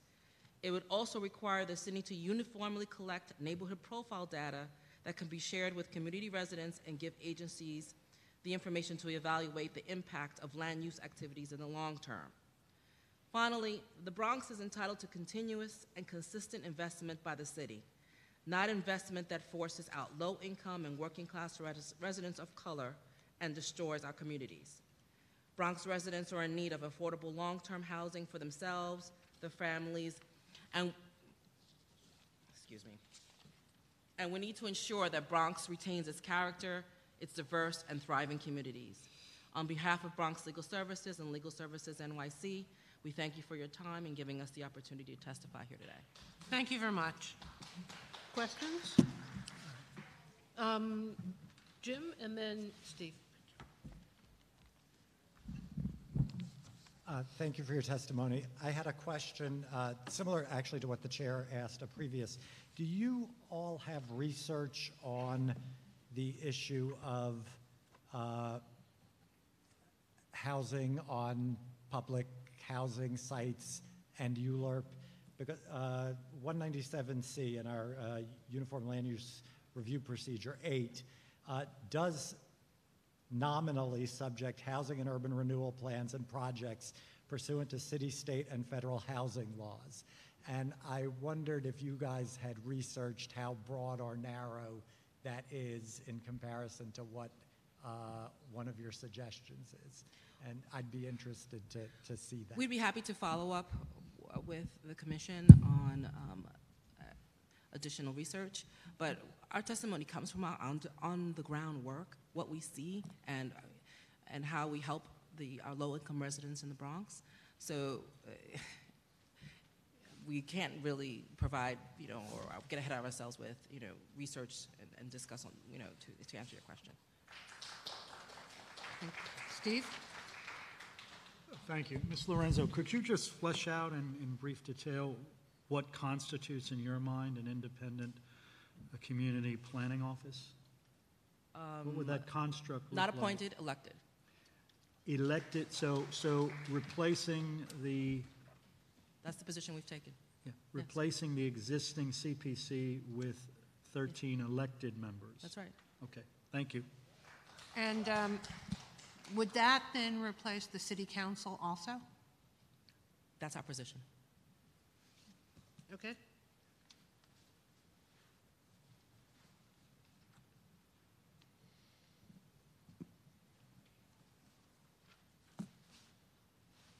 Thank you very much.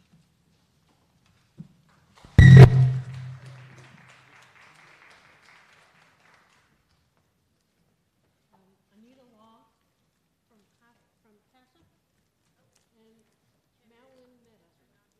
Oh, I'm sorry.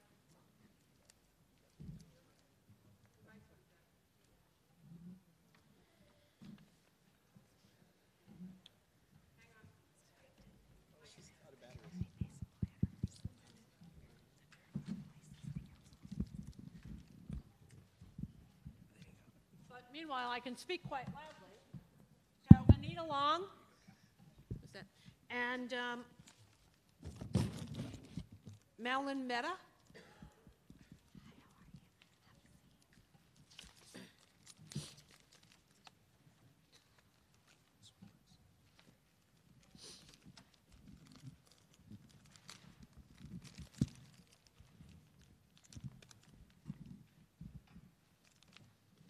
Ms. Long? Good evening. Do you have if you could speak into the microphone? Good evening, Charter Committee. My name is Anita Long. Hold on one second. Is that working? I don't know. It's supposed to be. Okay, you may need to speak more directly. Okay. Into it, closer to it. Good evening, Charter Committee, and thank you for the opportunity to allow me to speak. I am a member, a citizen of the Bronx. The Bronx is the Bronx has the largest racial ethnic groups, which are Hispanics, which is 55.4%, followed by blacks, 29.5%, and whites, which is 9.6%. In 2016, the median household income of the Bronx residents was $35,000 approximately. However, 30.5% of the Bronx residents still live in poverty. My talk is about affordable housing. The government says housing is affordable if tenants pay no more than 30% of income towards rent. But 30% of $30,000 is very different than 30% of $250,000. So when the government talks about creating affordable housing, we have to ask, affordable to whom? The government uses area median income, AMI, to create affordable housing programs. The AMI for the New York City is about $90,000 for a family of 4. The average income for a family of 4 in the neighborhoods around Jerome Avenue is about $25,000. That's about 30% of the AMI. So when the government talks about subsidizing affordable housing, we have to ask, will it be affordable to the Bronx residents? Salaries of the city renters have not changed much in over 20 years, but the average monthly rent for an apartment in New York City increased about 40% in those years. The city's newest policy, which is called mandatory inclusionary housing, which was created for affordable housing, requires developers to set aside 25 to 30% of units in a new development as affordable housing. MIH sets the levels of affordability. Now, there are two main options that the Bronx developers will use. Option one, 10% of the apartments to households making about $36,000 or less. 25% of the apartment goes to the households making approximately $54,000 or less. And 65% of the apartments will now become market value. Option two, 30% of the apartments to households making approximately $72,000, and 70% of the apartments will become market value. Okay, I'm going to speed it up. MIH hasn't created affordable housing for the Bronx residents affected by the Jerome Avenue rezoning. There's currently no mechanism in place to create affordable housing that will reflect the needs of local residents unless we change the formula for what affordability levels are or create something new for the residents of the Bronx. You have about 80% of the population who's being left out in the. Thank you. Thank you very much. As you know, the affordability levels of the AMI are set by the federal government, and when we take federal money, we have to use those numbers.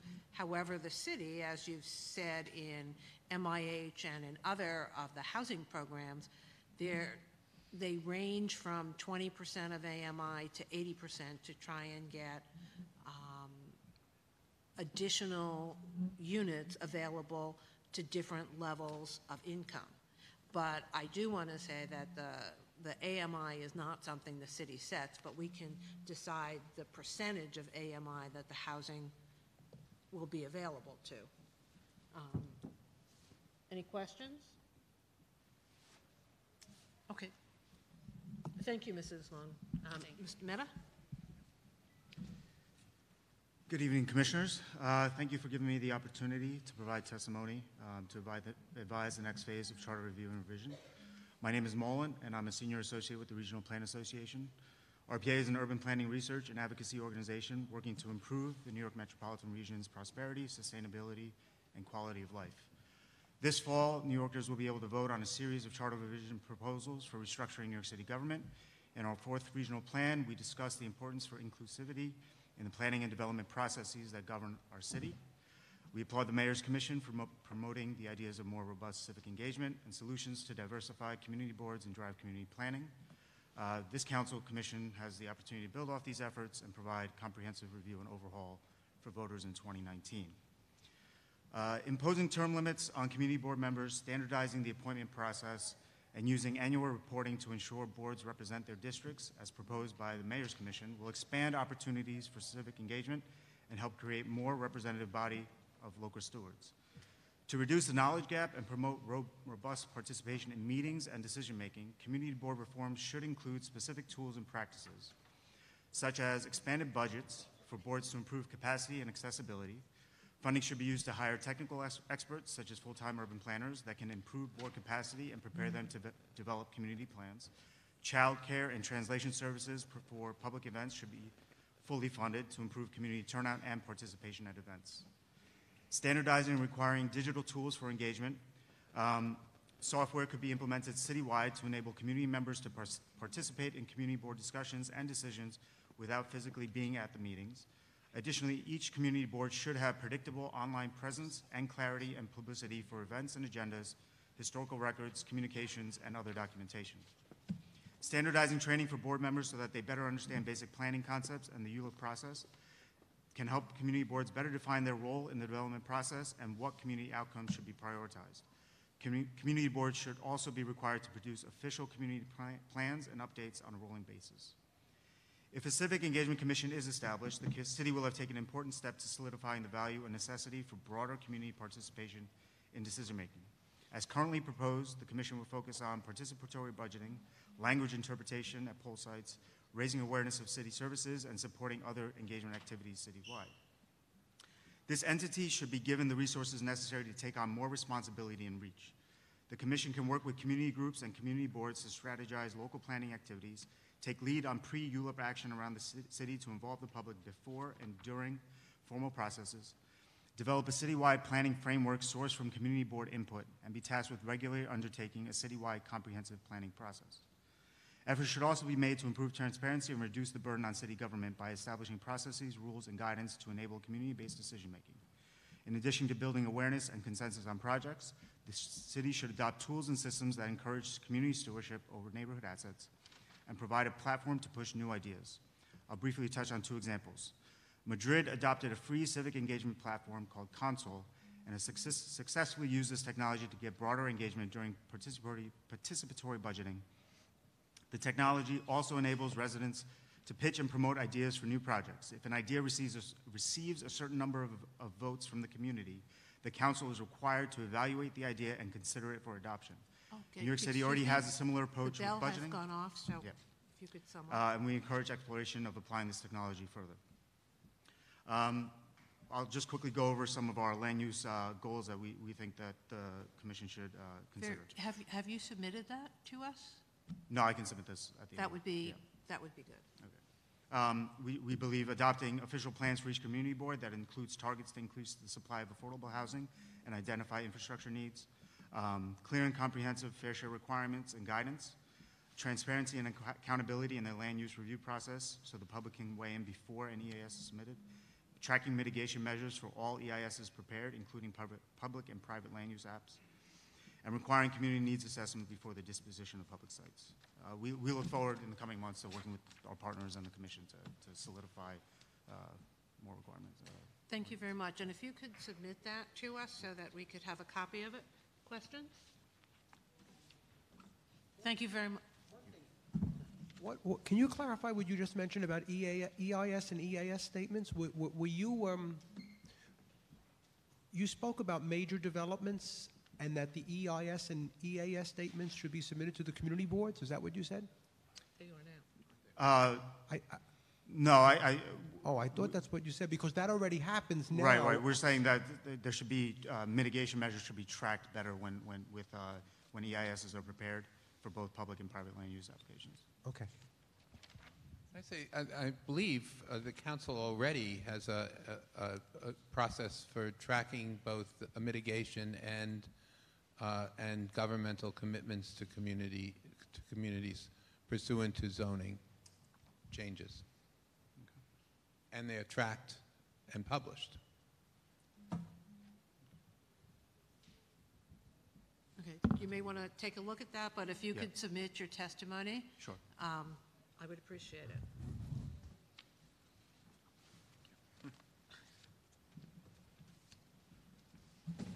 Roxanne Delgado and Alfred Lynch, Jr.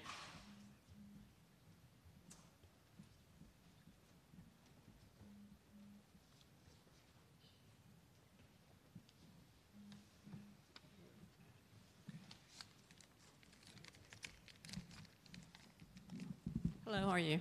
My name is Roxanne. I live in the Bronx my whole life. I'd like to start off first with the commission should have chose a better date. I'm sorry I had to leave a volunteer event for the primary date tomorrow, so I know you have limited choices, and also I would have liked if the commission would introduce each of its member and your background, but I could look it up on the website. Okay, to continue, I'm here on behalf in support of term limits. Rumors says that this commission was convened by the city council to overturn term limits again against the will of the people. Like I said, it's rumors. Like I said, the people voted 3 times for 2 term limits. And actually, my city council member, Jimmy Vaca, against the will of the people, voted himself a 3rd term in 2009. Shame on you. But I digress. Hello. I always thank you for your remarks, which are most times not pleasant, but they're factual. I'm proud of but my service. I'm proud of my service. Other people can't say that. I'm proud of my service. But it's first, you're interrupting my time, and second, it's a fact that you overturned term limits. It's a fact. So please, let's not argue. Let's be polite. I apologize, Commission. Let's be polite. I was Yes. really interrupted by my former city council member. There's a loophole that will permit him to run again in 2020, which would be the worst thing to happen to me. God forbid. So we need to close that loophole because the people voted for each city council member to serve 2 terms. Actually, city council member Karen Kowalskiewicz has served 10 years from 2000, Karen 10 years. Kozlowitz. I'm sorry. Kozlowitz. She served 10 years, and she returned in 2009 to serve another 12 years, totaling 22 years in service, which is against the 2 4-term limits, which is 8 years. Yes, but what the I don't mean to It's a interrupt loophole, you. though. It's not a loophole. What the legislation says and what was adopted is that a council member can only serve 2 consecutive exactly. terms. But it's if they return after not serving, there is no prohibition. But there it's should not be. a loophole. There should be a prohibition. It's the law. This is against the spirit of the law. There should be a provision, as you stated, where they not only can only serve 2 consecutive terms for term years, but they also cannot return after serving those 2 consecutive 4 terms because it's against the spirit of the people. You have to understand there's laws, but there's always what you consider ways to circumvent the laws. I'm asking you to prevent that from happening, please, because you have to give other new voices a chance. These people are serving to the 80s. No offense, I'm not against ageism, but sometimes you have to have new voices. These people are the ones why I can't afford my rent anymore. They're saying, oh, city planning. It's the city council that approves these zonings. They have the final authority. So why are they blaming to city planning? It's the city council and the speaker that does it. They have more power than the mayor de Blasio has. Okay. I'm sorry, but it's true. I'm sorry. And my second thing, district manager. They should be appointed, elected, not appointed, because it's a political position now. My former city council member chose our district manager. No offense to him, he's a nice young guy, but was he the best of the selection process? We don't know. It's a closed process. And one last thing, please, one last thing. Because I was unprepared. I wrote this at the last minute. Community boards, yes, term limits. District manager should be an elected position, and I guess I lost out. And special election. Thank you for your time. Thank you, Commission. Have a good day. Any questions? Oh, wait. Any questions? Echo. I just want to make sure what you said. You would like us to look at making the term limit prohibition for all time. Exactly. You get 2 terms, period. They should not be able to return. That was kind of a yes or no. Yes, please, Commissioner. Please, Chairperson. And you're also asking us about electing district managers. Correct. On community, electing in the how would they be elected? Just like the regular elected position, elected through Like election. your council member. Exactly. It could be the same terms. It can be the same process, the same year. It could run consecutive. But the other members of the community board would not be. because they're volunteer. They don't receive a salary. Okay. Thank you. Thank you. Thank you. Is Alfred Lynch Jr. not here?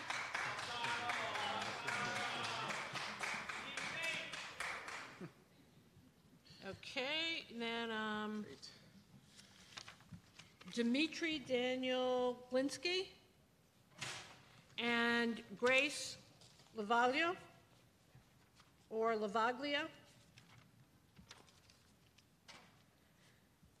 Grace, are you here? Okay.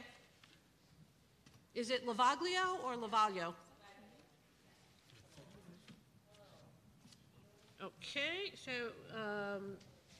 Mr. Glinsky. Okay, good evening, dear commissioners. I want to thank your staff for reaching out and inviting me to testify, following up on my testimony on similar related subject at the City Council Immigration Committee last year. Russian-speaking Community Council, the organization that I represent here today, is a 501c3 citywide nonprofit organization that is organizing and advocating for about 200,000 immigrant New Yorkers from 15 former Soviet countries, with a special emphasis on refugees, asylum seekers, and growing number of political exiles from Russia and other authoritarian regimes. And these are the people who are have escaped, indeed, what was called here taxation without representation in their native countries. And we want them to be able to find a better arrangement for themselves in their new home country, which is why I will be speaking well, there were a number of very important and good proposals here that I would support, but I will stay within the city charter itself and only address our proposals for one section, that is Chapter 1, Section 18, Office of Immigrant Affairs. Well, our city is 60% foreign-born now by official statistics. And from our perspective, what immigrants need most of all are first representation and second real economic opportunities. Well, Mayor's Office of Immigrant Affairs, as it is structured under this article, gives them none of that at the moment. Its staff are very good professionals. They have plenty of good intentions, very dedicated, but often have very little connection to the immigrant communities, which are not represented there and often feel excluded. The Charter has no provisions for regular input from these communities into the work and the staffing of this office. And many complain that the office is really not responsive, or sometimes not able to respond at all to what's going on within as well as between immigrant communities. Meanwhile, in other cities, progressive governments have set up different types of entities and agencies on immigrant affairs that include community leaders and have much broader mandates than MOIA. Thus, San Francisco has an Immigrant Rights Commission, which by law must ensure that more than half of its members are immigrants and must hold annual public hearings. In Portland, the new Portlanders Policy Commission must, by law, provide representation from a reasonably broad spectrum of refugee and immigrant communities. There are similar immigrant councils in the state of Massachusetts, in the city governments of Nashville, Houston, etc. The federal bill on comprehensive immigration reform that was passed by the US Senate in 2013, that so many of us supported, had a provision on setting up new American councils at the local level. These arrangements are clearly more progressive, more democratic and representative than the current Office of Immigrant Affairs. So we urge the Commission to follow these worthy examples and to scrap the Office of Immigrant Affairs in its present form. Instead, there should be an Immigrant Rights and Policy Commission, more along the lines of Human Rights Commission. Its members should be appointed from candidacies of established community leaders submitted by immigrant-led nonprofit organizations. Its composition should be approximately proportional to the size of major immigrant communities in the city, but no less than one for any community of 20,000 people or more. And these commissioners, to be effective and to command real respect, should be salaried professional civil servants, partly because there are big differences among communities in terms of their leadership and their organizers being able to get funded for their work. Some are working for many, many years, providing government-community relations free of charge on a volunteer basis, because the discretionary funding process in City Council is unfortunately very flawed and often very politicized. Some smaller communities might get a lot of money, larger, not at all. So that's what I wanted to submit to your attention, and we will be submitting actually draft revisions in writing later. That would be really, I wish I could express support to some other proposals made here, but it was an honor to be here and testify. Thank you so much. Are there questions? Thank you so much, Mr. Glinsky. Ms. Lavaglio? Good evening, everyone. Thank you for allowing me to speak. I'm flying by the seat of my pants. I don't have anything to submit. Yay. I'm a community resident of the Allerton Avenue area. I am very involved in my community. I'm an advocate. I am the chair of the Neighborhood Advisory Board for the DYCD. I'm on some other community organizations, 49th Precinct Clergy Council. And I go to all my community board meetings and my precinct council meetings, and pretty much any meeting that I think is going to benefit the community, such as this one.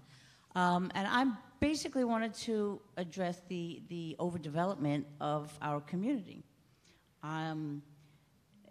The other lady that spoke about the AMI is like rocket science. Nobody can understand where they get their numbers from.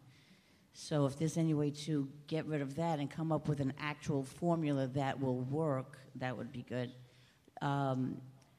This housing crisis that people keep talking about and are buying into is really not a housing crisis at all. It's a manufactured housing crisis. The problem is that the rent, you have developers coming in and raising the property taxes and the rents they come in. Affordable housing, when you say affordable housing, I think it's like 30 or 35 is affordable.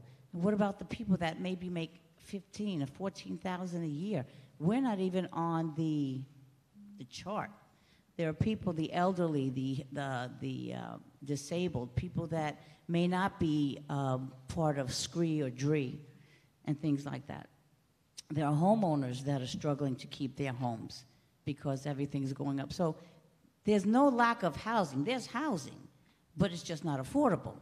And making $30,000 a year does not make something affordable either, because in our community, we have more low-income people than affordable income people at this point. So that's just basically what I wanted to say. I got 50 seconds. Okay. God, there was something, I should have wrote this down. The Methadone Clinics that are popping up all over the place, and the shelter, they're converting apartment buildings into shelters without any community input at all.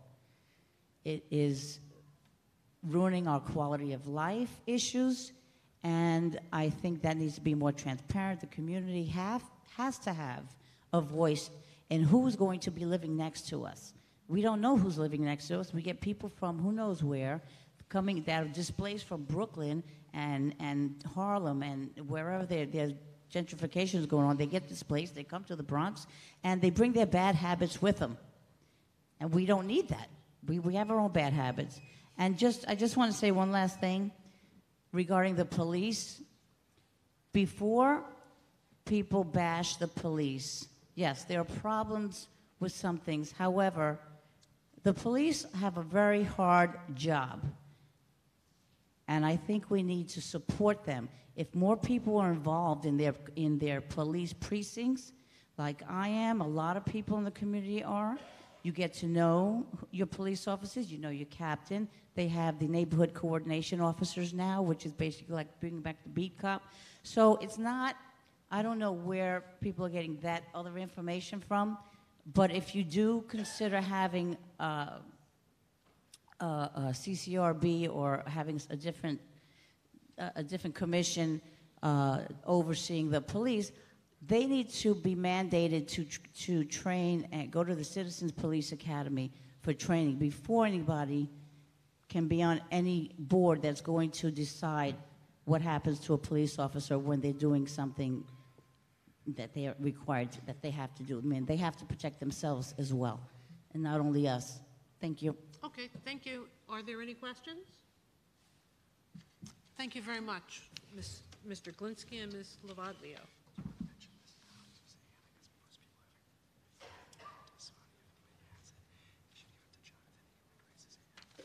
Okay, I've been asked to say anyone who's testified today who has not already submitted copies of their written testimony to the staff, we strongly urge you to send a copy of your testimony to the commission, either through our website, which is www.charter2019.nyc, or by email to info@charter2019.nyc, or you can give it to one of the staff members seated here, including Jonathan, who is just sitting down and is raising his hand, Anne, who is sitting and was raising her hand, is raising her other hand, or Indiana or Janita, who are not raising their hands, but there's Janita, there they are.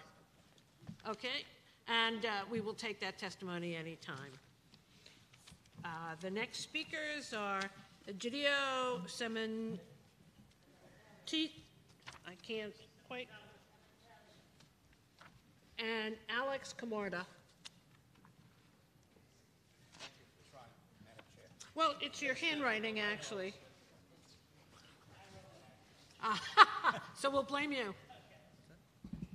I was wondering how I was going to get some water here. Okay, good. Free water.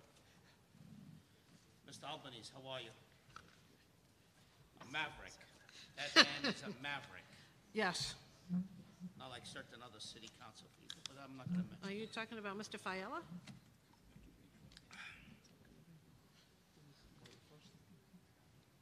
first? Who would you prefer? Well, I called Egidio first. Oh, very good. Okay, my name is Cimitelli, Egidio Cimitelli.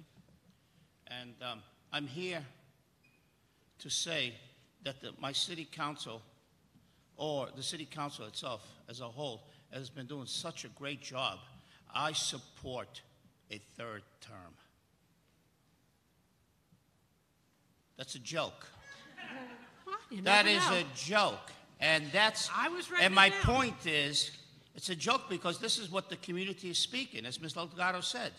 This is a joke. And I hope that this committee, this revision, charter revision, that actually legislated itself as a board, which I think there's a conflict of interest if it ever comes up, but I hope it doesn't come up, but that it created itself. I'm hoping some of the brave members here, by the end of my 3 minutes, will say, no, we don't support a 3-term, and we're not going to advocate. This board will not advocate for one. And I'm looking at him. I'm waiting for him to do it after my 3 minutes, but we'll see. And, but I testified at the mayor's revision. I'm here. Thank you for having us here, and thank you for spending this evening with us. But there are certain issues. One of the issues that we need to do, or would like to suggest, is that the Department of Investigation, the chairperson or the director, instead of being appointed, should be elected. Should be elected as one of the independent bodies, as the public advocate and the controller. It is a fair and balance of considering our government is a one-body system. I think the only other government set up that way is somewhere in Minnesota. So it's very, very strange, large city. So I think it's straight. We don't have an upper body or upper house. And We did. we did. That's The Board true. of Estimates. The Board of Estimates. And we revised it 89, absolutely. But when they revised it and the federal government approved it and authorized us, New York City, to adopt this new form of government, there was a balance. There was an independent controller, an independent public advocate to balance out a one-body system, to balance it out, because this is what it needs to have, a balance. And the community boards were part of that, independent. We keep hearing about advisory. The community boards itself have an independent agency. They're not a mayoral agency. They're an independent agency. They have the same authority. One of the problems is that the politics of our local city council people that influence our boards, our community boards. How do we remove that? We remove that by, in addition, if I may, I'll round up. One of the ways to do it is to eliminate the appointment by the borough president or the recommendation of the city council, have them go through a petition process and possibly let their neighbors sign a piece of paper and say, we want you to be on the board, and have those individuals. We don't need other boards. I've heard people testify here, 3 or 4 other, I think they want to create 3 or 4 other more boards. We don't need other boards. We have the community boards that are in place already. We just need to strengthen them, make them independent from the politics, get the politics out of the community boards, and have, thank God, the Mayor's Commission revision is going to have term limits. So I think that's all positive, and this is what we need. And in addition to that, the reason, to reinforce the fact that we need a term limit, the councilman mentioned the 197. I sat on the community board, and obviously it's very difficult to create a 197. That is the means of creating some of the testimony here by the non-for-profit organizations. That is the means. How many 197s have been produced by the boards? Very, very small. Very small throughout the city. We can probably ask Okay. Mr. Weisbrod. Yeah, I don't even think there was Community Board 10 ever produced a 197, and I don't think a lot of boards have created a 197. It's a difficult process. It is. It needs a lot of technical individuals, a lot of city planning, urban planners to actually establish one. So I think that's where we should be going, and to re-strengthen our boards would resolve a lot of the testimony and a lot of the issues that were raised here today. Would people really, I'm sorry, but do you think people would really get involved? You're way too young to remember the anti-poverty boards, and they were elections by local communities that would distribute certain kinds of money, and not many people voted in them. Similarly, when we elected school boards, yes, we also didn't get vast amounts of turnout, even though parents were involved and PTAs tried to get people out. Do you think if we had elected community boards, we'd really get any wider cross-section of the community? You would get a higher caliber of individuals that want to commit and volunteer. I've been volunteering for 30 years. Volunteer. You would get people that volunteer a higher caliber. You will get the politics out of it. That's the most important. The only thing that influences our community boards and restrains them and they become a focal point.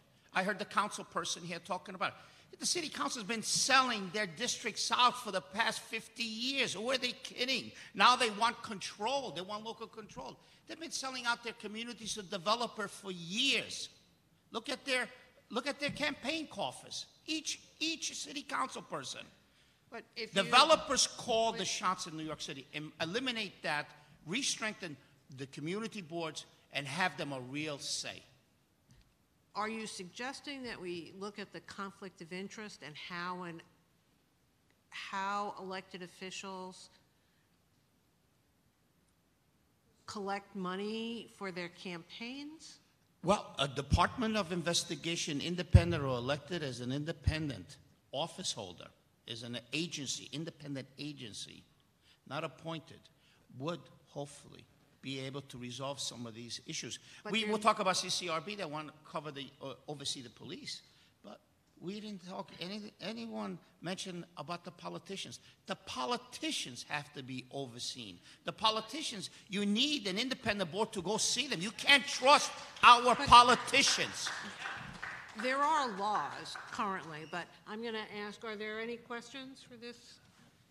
Sal? As usual, you pull no punches. Always great to hear your voice. Just a couple of questions. How would you feel about the city council having advice and consent, where a DOI commissioner or a police commissioner or the head of DOE would have to be approved by the city council, like they do in the Senate when the president proposes high-level officials, that would give the council and the communities at large an ability to vet folks better? What's your position on advice and consent? I don't believe that it should happen that way. I personally believe ultimately the most powerful endorsement is a vote. And if someone elects an individual person or an individual position of the Department of Investigation through a vote, that empowers, that mandates that person to be independent, to be liable to the individuals and to the people. So anything else would still be political. What about the public advocate who's elected having that responsibility? So true. There is some. They have some, but unfortunately, the mandate of an investigatory agency would hopefully subpoena power. Well, that would subpoena power would be a big plus. Well, one of the things we're charged with is looking at the powers of elected officials and possibly restructuring them. So a public advocate who would also have play that role as the DOI head. Well, I haven't seen any public advocate take that position or be aggressive to it. Although Mr. de Blasio challenged Mr. Bloomberg and he got into the City Hall. I told Tisha James the same thing. I said the road to City Hall is through challenging your mayor. She kept quiet. Now she's running for something else, right? And so the point is we need independent bodies, independently elected, where the vote of the people might be small, but the vote of the people mandates the requirements of a position of especially an investigator or special prosecutor or director or a position of Department of Investigation Commission. Lindsay? A little bit of a follow-up question to what Chair Benjamin asked. You pointed out both the if I'm paraphrasing correctly, that someone who's elected is inherently independent, but you also indicated a frustration with the fact that donors to elected officials' campaigns dictate a lot of how they behave once in office. Are there campaign finance or other changes you would like to see to help reduce that conflict? Absolutely, and you made an excellent point. I think in reference to the DOI, we should finance it. Finance that campaign. No contributions. 0 contributions for a special prosecutor. That would eliminate all influence of money. Anyone else? Allison? So it would be, so how would one qualify to get, I'm assuming if it's 0 financing, then it's publicly funded? Petitioning. So anybody who got the requisite number of signatures would get the same baseline amount of money from the city to run? The system is set up that way, yes. That would be an appropriate means of show of support. Let me. I mean, we can't allow the Bar Association to do it if that's. Well, I don't want to see any outside. I think there are some constitutional challenges to that based on wealthy individuals being able to then spend without limit because we couldn't stop them, et cetera. But If I could just comment on that, Madam Chair. Yes, I'm sorry. The idea of public financing the campaigns is not a novel idea. We're at least my borough president, Eric Adams, who appointed me, one of the things that he said to me, he wants to see public finance in the campaigns so we get the money out of politics. And it's not like we're reinventing the wheel. You look at Seattle, you look at Arizona, you look at Connecticut, you look at Maine and Vermont, they have true public finance in the campaigns. Of course, you can't just go out there and run for office. You have to go out and make sure that you're a credible candidate. And there are ways to do that. But my point is that this is not unusual. Other cities and localities are doing it, and states are doing it. So we should be doing the same thing, especially in view of the issues we've seen with pay to play in New York City. Good. So you're going to be influencing the board to get an independent DOI. I'm one of 15 commissioners. Good. That's all. We start with 1. Thank you. Any other questions? Thank you very much. Thank you. Mr. Camarda, sorry. Good evening, Commissioners. My name is Alex Camarda. I'm the Senior Policy Advisor at Reinvent Albany. Reinvent Albany is a good government organization. We specialize in open government, transparency, and the freedom of information law. It seemed from the testimony I heard tonight, listening to many people provide their recommendations to you, that there's a real need for greater engagement with government, more democracy, more input into government decision-making. And so I hope our recommendations tonight provide an avenue for that. We think that Chapter 47 of the Charter, which is entitled Public Access to Meetings and Information, should be rewritten, should be overhauled. It's a chapter of the Charter that feels very dated when you read it. I think much of it was written probably 30 years ago, before we had cell phones and before the internet and before a lot of the modern technology we have today that could provide an avenue for input by the public into government decision-making. So we have 3 broad recommendations in rewriting Chapter 47. First, we think that city data, that is data housed in government agencies, should be, by default, open to the public with few exceptions. Secondly, we believe that many of the processes that agencies engage in with the public should be digitized and much of the paper-based processes eliminated. And then third, the city has many agreements with outside entities, academic institutions, and so forth for data sharing, sometimes of personal identifying information. And we think the parameters of that sharing should be disclosed to the public, much like the focus you've seen on technology companies like Facebook and so forth. With regards to the open data recommendation, we think that could be realized in a number of ways. First, we think the city open records portal should be codified and put in the city charter. It's currently created by an executive order and administered by the Department of Records and Information Services, commonly known as DORIS. We think a Council Bill, Intro 328 of 2014, provides a starting point to codify the open records portal in the charter. We think the public data directory, which is in the charter in this section, should be eliminated. It was a precursor to the open data law.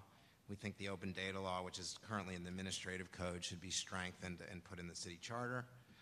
We think the mayor's Office of Data Analytics, which was also created by executive order, should be put in the charter. Its responsibilities outlined, particularly for its director and also the chief open platform officer.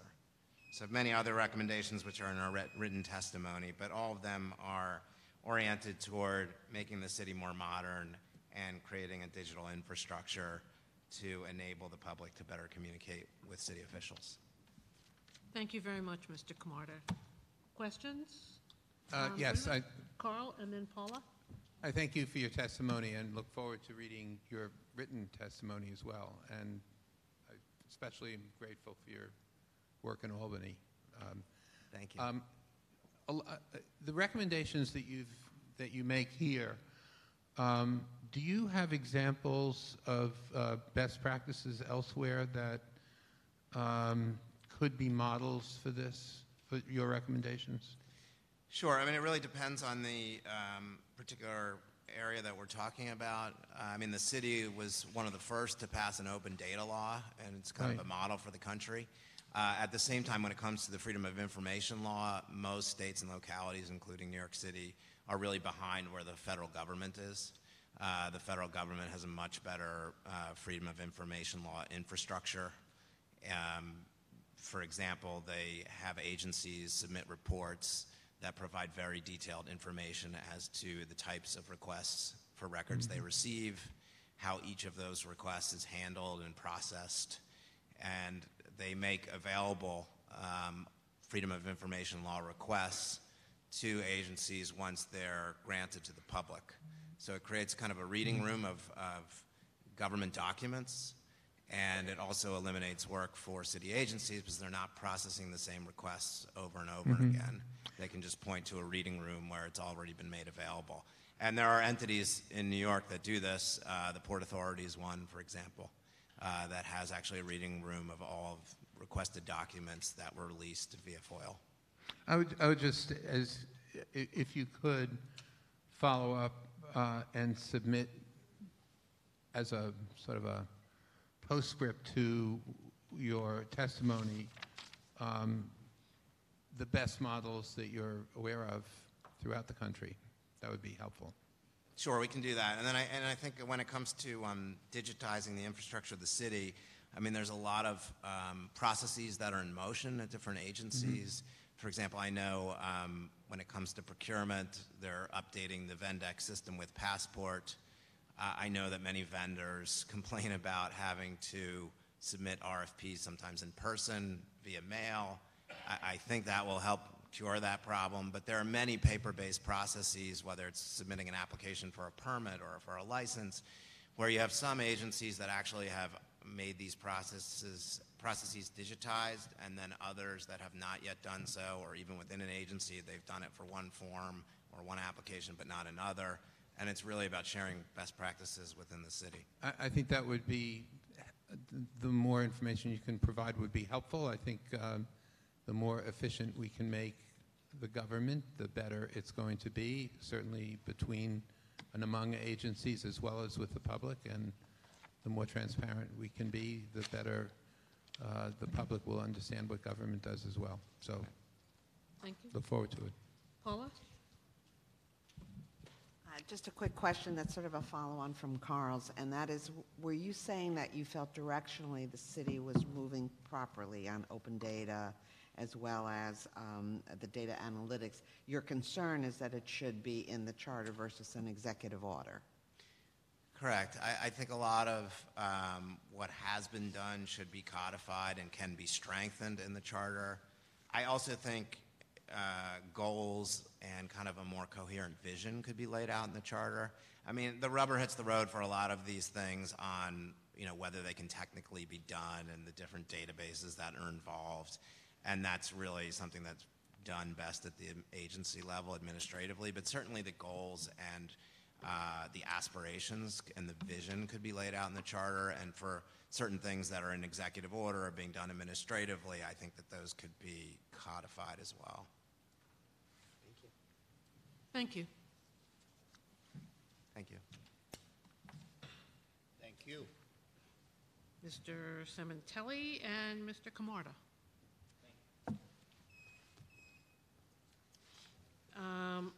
Louis Rocco and Matthew Cruz.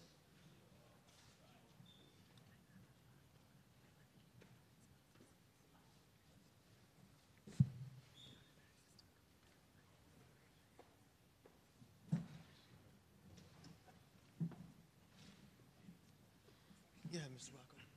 No, you go first. Guess I might contradict you. Sure. Mr. Cruz. Yes, thank you. Good evening, Chair Benjamin, fellow commissioners, elected officials, and members of the public. My name is Matthew Cruz, and I'm the District Manager for Bronx Community Board 10. However, I am not speaking on behalf of my agency, but as a student of community boards and community government, as outlined in sections 2800 and 2801 of the City Charter. While my remarks will be brief, it is incumbent upon me, in light of the proposed voting item that will decide term limits for community board members this November, to remind this commission that community boards continue to play a vital role in delivering municipal services at the neighborhood level. With term limits in mind, I ask that this commission identify ways to broaden the influence of community boards in areas such as the city budget and land use, two areas where tangible results can materialize.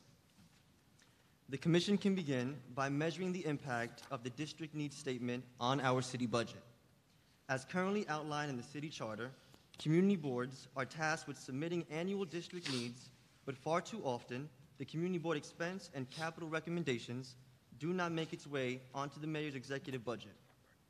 Upon receiving this information, a district manager has to report to his or her board that the local park will not be receiving the funding it needs, that the city will not be expanding its precinct's manpower, or that the city will not be studying ways to create transportation alternatives. Moreover, many city agencies decide not to report its budgetary needs to the community board, rendering the district needs full of items that altogether just become a wish list.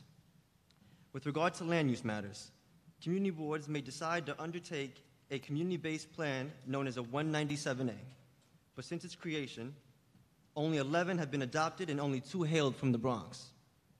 As many understand, land use decisions are by far the most important decision a community board can make. Strengthening 197A plans or enhancing the influence of the borough president to bring such a plan before the City Planning Commission can be a way to uphold the voice of communities and reinforce the importance of community government. Many community board members join community boards to protect neighborhood character. For arduous initiatives such as a 197A to not be afforded an official review further lessens a community board's resolve. As aforementioned, with term limits on the horizon, it is crucial that we develop ways to strengthen community boards. If we do not, then fielding new applicants will be difficult, as many will feel that they cannot affect change in ways that will serve their communities. This commission's review of items such as the district needs statement and 197A plan can determine the future of community board membership, and with it, its success in showing residents that participating in community government is a noble cause and that joining a community board is a rewarding use of their time. Lastly, as we are all aware, community board members are volunteers. I can get 30 more seconds. Lastly, as we are all aware, board members are volunteers. All volunteers should be able to point to something tangible and feel proud of it, as lending one's time is a resource that one can never get back. I stand ready to work with this commission on identifying ways to enhance the community board's role, as doing so will also have the added benefit of protecting the livelihood of civic associations that act as a stepping stone toward joining a community board. Thank you, Madam Chair. Thank you very much, Mr. Cruz. Carl? Jimmy? I have, I guess, one observation and one question, Mr. Cruz. Thank you very much for your testimony. Thank you. The observation is that with respect to the district needs statements that the community boards produce every year, and as you know, you send them to individual agencies, ultimately respond or don't respond, and the response is frequently, shall we say, ragged. There is now a much more transparent analysis of those community district need statements, and I don't know if you've seen them comparing community board to community board that I urge you to take a look at in terms of the first question. The second question with respect to 197A, how would you strengthen that? I would make, in my opinion, I'm not speaking on behalf of my board, but an idea that I had was reinforcing the borough president's office. I think perhaps if we can get the borough president to sign on to a community board's 197A after all that work had been done for about a year or two, and that be brought before the City Planning Commission could work. I would love for the borough president's office to have a opportunity when the community board takes this action to then bring forward to the City Planning Commission. So would it be that the borough president has a resource that would really strengthen the ability of the community board to produce the plan, or simply have an endorsement from the borough president that would then bring it to the... Which would then, of course, incentivize City Planning Commission to review. Thank you. Thank you. Thank you. The next one was Jimmy Vaca. Let me ask a couple of questions. Do you feel that if if community board members felt that the 197A plan had teeth, that they would want to participate? Do you think that these plans being advisory from the very It sort of determines their fate, absolutely. So it's Right. the community members are just saying, we're going to spend 2 years of our time putting this together, at least, and then it's only advisory Right, anyway. the fate is determined at advisory. Thank you. The district needs statement. I wanted to get back to that, and Commissioner Weisbrod is correct that there is an analysis now that compares community board from community board, what their needs were, and they give a compare and contrast. But when you do the district needs statement, am I correct in stating that almost every agency automatically and instinctively says no to everything the board requests? It's either no, or more information is needed, or in the fact that speak with your council members. That has been going on for 30 years, and there has to be something done. And I'm glad you brought it up. Thank you. Because community boards have hearings, they involve the community, they submit recommendations for expense and capital items, and I even wonder if the agencies even review them I even wonder if the agencies review them before they say no. I think that, do you find the no to be automatic? Do you have an analysis? Do you get a rationale why they said no? What do you get when they say no? No, there's no rationale to it. You just get you get something in a sentence or two says Absolutely. no. Absolutely. And I can produce last year's district needs as well for the commission. Can I just respond at least to Commissioner Vaca and to you? That is not the experience of every community board. So that's why I urge you to look carefully at the analysis of district needs statements and the response to those statements from all 59 community boards, or to all 59 community boards from city agencies, because they're all over the place. And I think you would find that analysis very interesting, because the response is not always no. And if it is always no for Community Board 10 in the Bronx, then I think there's an issue that you can appropriately deal with, or should deal with. Anyone else? Thank you, Mr. Cruz. Thank you. Mr. Rocco? Excuse me. Good evening. It's kind of, let me start this way. It's thank you for giving me the opportunity to speak at this charter hearing. My name is Louis Rocco. I'm dedicated resident of the Bronx. I've put in almost all my lifetime trying to improve the Bronx. I've been on community boards. I'm a 9/11 survivor, which yesterday was 9/11, and decorated Salute your hero, service. which I deserved and earned. I came to get involved in my community because I wanted it to make it be the best. I waited for the opportunity to testify at a charter hearing, and it seemed never to come. Our opportunity is today.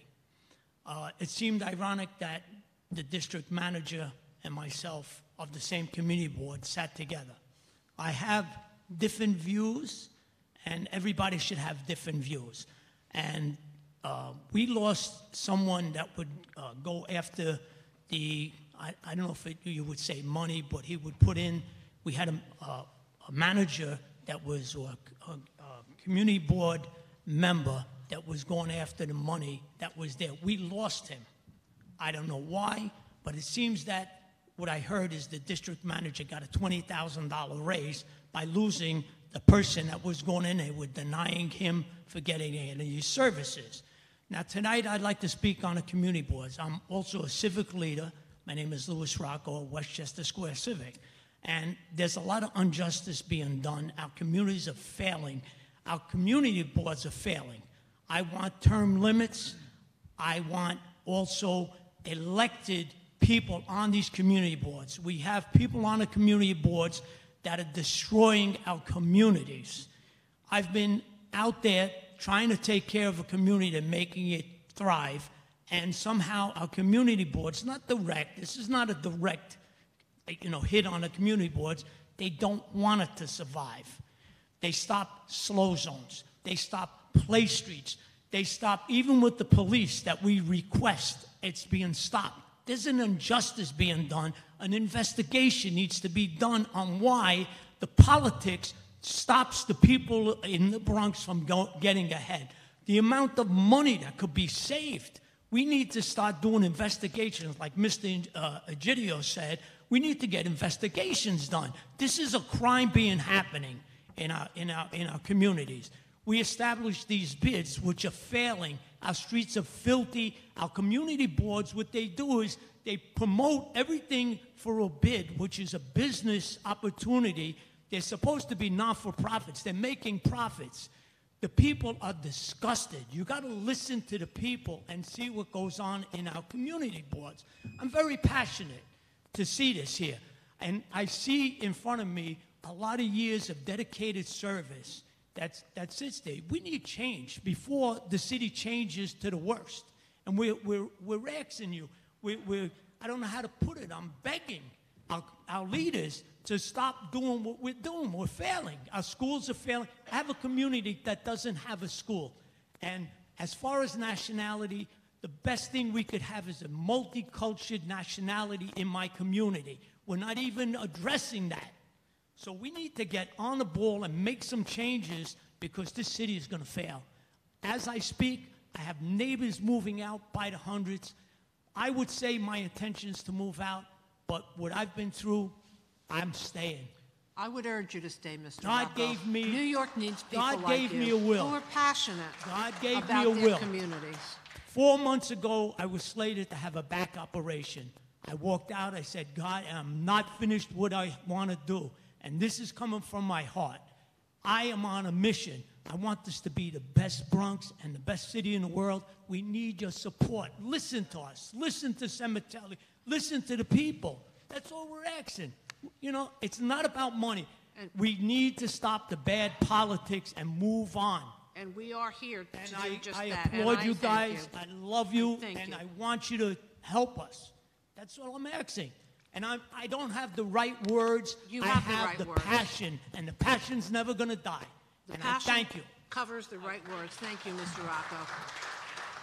Lindsay, wait, there's a question for you, Mr. Rocco? Yeah, Mr. Rocca, thank you. I wanted to ask a follow-up question. You expressed some dissatisfaction with how I believe your business improvement district has been working. Could you elaborate more on some of the concerns you have and some things you might like to see changed in how they're either structured or how they operate? Okay, some of the changes are they receive a lot of money, $800,000, another $138,000. The streets are filthy. They're employing people that don't have the tools to take care of it. They're not doing their jobs. We have businesses that are closing by the hundreds. The rent is extraordinary. They want $6,500 for a store, which hasn't been rented in 3 or 4 years. We go out there, and it's the same old. No services. Where is this money going? They claim to be not-for-profits, but they're making profits. The community is complaining against all these fairs and all these things that come in, which charge profit. The communities, right after these fairs and all this type of stuff that goes on, without our consent, it becomes dirty, becomes drawn out, bringing in problems into the community. Right now they have security that we don't believe is illegal to have this security. The stores don't want it. They force things on us. We go to these community board meetings and we are told, not asked, of certain things that come upon us. There was recently, they wanted to extend a mall or part of a street. I went door to door to every one of the owners and they denied wanting it. It was pushed through by the community board. In light of knowing that we have problems with Lehman High School, which our Councilman Vaca tried for years, which nothing has been done, we still have the fights, the stabbings and everything, and it took a community to get together and clergy and everything to try to stop a 17-year-old from getting killed. And this is it. You got to listen to the community. Councilman Vaca, I want to say something good. Since you're not there, we have another councilman that's been there so much. It was a pleasure not having you come to these meetings. So right now we have a councilman that's there all the time to persuade. He's there all the time. It was a pleasure not seeing you at a lot of these meetings. And it's my pleasure not seeing you. And when I came, and yes, it is. I have one other, and I never got my wish from you when we had seniors eating out of garbage cans, and you said there's 2 things. One was a manhole which is still broken, and I spoke to you and I says, very politely, I says, Councilman, can you help me out? We have him, you know what his word was? Do it yourself. Mr. Rocco, thank you for your testimony. Thank you. And it had to get hot because that will make improvements. We thank you for your testimony. And I love you all. Thank you. The next people up are Hank Newsom, Hawk Newsom, I'm sorry, and Paul Gilman. Paul Gilman? Okay.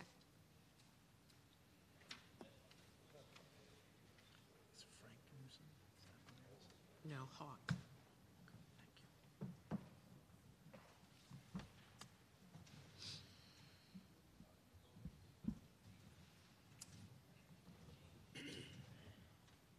Mr. Newsom? Yes. Thank you for... Can you guys hear me? Yes. Yep. Especially that woman who made the policing comment. Good afternoon. My name is Hawk Newsom. I'm the president of Black Lives Matter of Greater New York. I am a Bronxite. I am also here to speak on behalf of the elected Civilian Complaint Review Board. What we have here is the opportunity for New York to be a trailblazer on an issue that has plagued our society since the inception of policing in black and brown communities. You have the opportunity to right wrongs. You have the opportunity to say that black, brown, gay, and trans lives matter to you.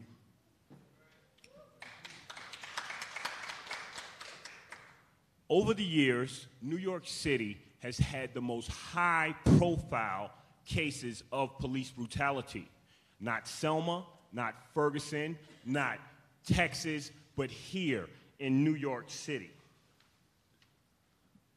Some were obviously before my time, but there have been cases that I've personally seen, like Eric Garner, who was choked to death, The police officer choked him, was not indicted. The department took no action, and our progressive mayor said that he was waiting for Washington, D.C., Donald Trump's administration, to make a move before he would. And in an opportunistic PR stunt, 2 days before the anniversary of Eric Garner's death, he announced that the police department would launch an investigation into this officer's actions. We could talk about Akai Gurley, how Ken Thompson, God bless his soul, his office convicted a man of manslaughter and then recommended no jail time. Who here of color knows someone from our communities that have been convicted of manslaughter and there was no request for jail time? This is injustice. Right now, our people have no protection, and you have the ability to give us some sort of protection, and that is through the elected Civilian Complaint Review Board. As it stands, I can tell you what's not working. The Civilian Complaint Review Board is appointed by the mayor's office and the police commissioner. This is implicit bias. You know who signs your checks, you know who appoints you, and this is who you are loyal to. What we propose is that the people elect their own. The people, the same people who take to the streets, activists who sit up there and over there, those people run for these seats. Therefore, there can be some accountability. Right now, the police chief can overturn the decisions of the Civilian Complaint Review Board. What is the purpose of the Civilian Complaint Review Board if he can do that? He has internal affairs. They have their Sergeants Benevolent Union. They have so many different levels of just protection. Why can't we have something that's independent and accountable to the people? Thank you. Allison? Thank you so much. I have two questions. First is earlier this evening, a proposal was presented to elect both independent Civilian Complaint Review Board and a separate special prosecutor. Yes.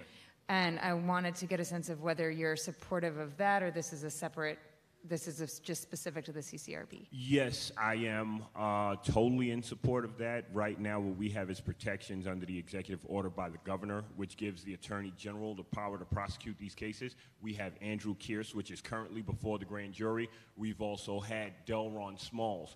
But what we would like is sharks.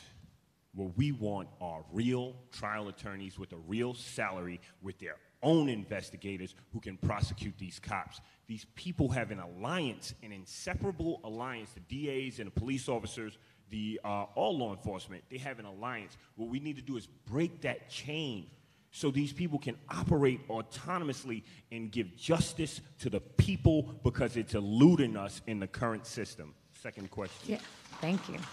Well, now I have so many more. But my second question is, have you given any thought to whether the CCRB commissioners would be elected citywide or at a district level or borough level or anything of that sort? I would say councilmatic districts. I would say assembly districts. I personally have been on both sides of this. Out of college, I worked for the district attorney's office right here in the Bronx, and I saw the ills firsthand.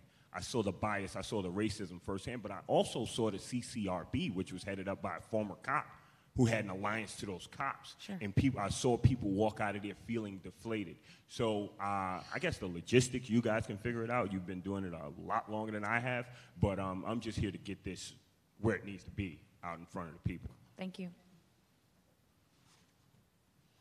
No, you had a question about due process, and I heard about that question.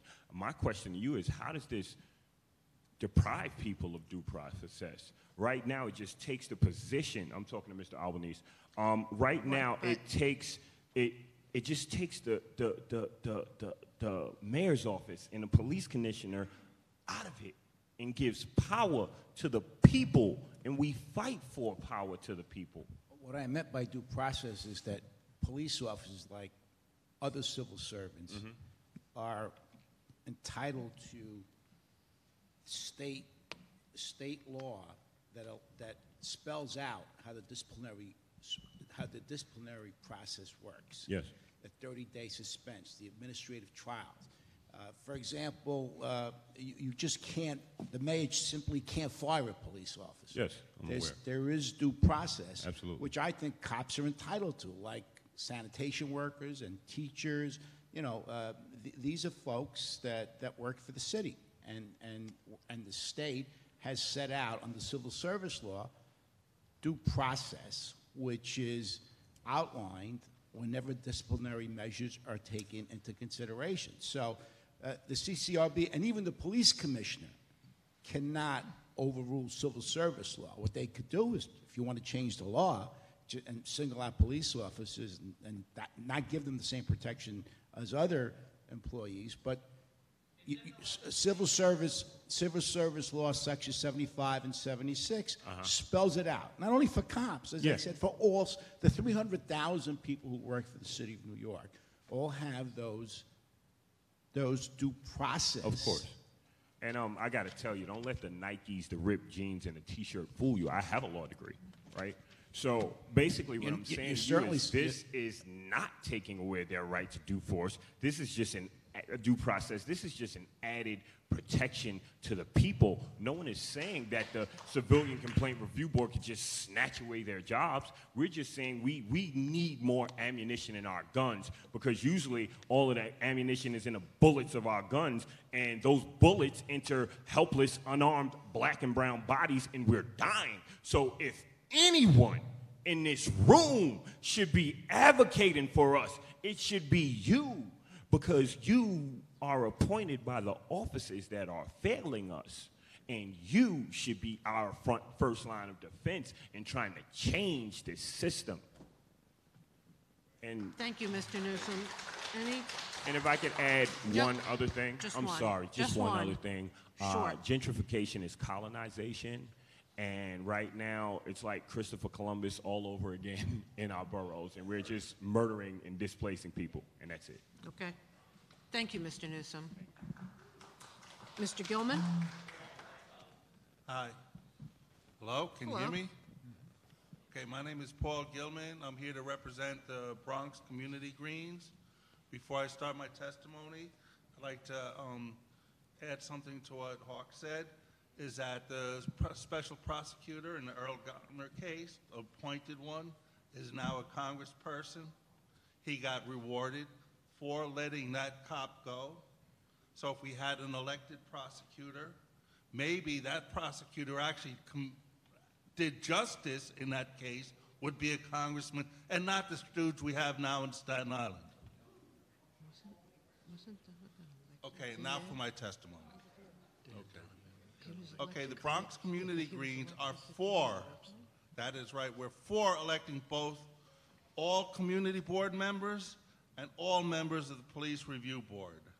As it stands now, both boards are appointed by members of institutions, that is City Council and the Police Department, that have institutional, political, and even personal interests to protect that are often at odds with the communities they are supposed to serve.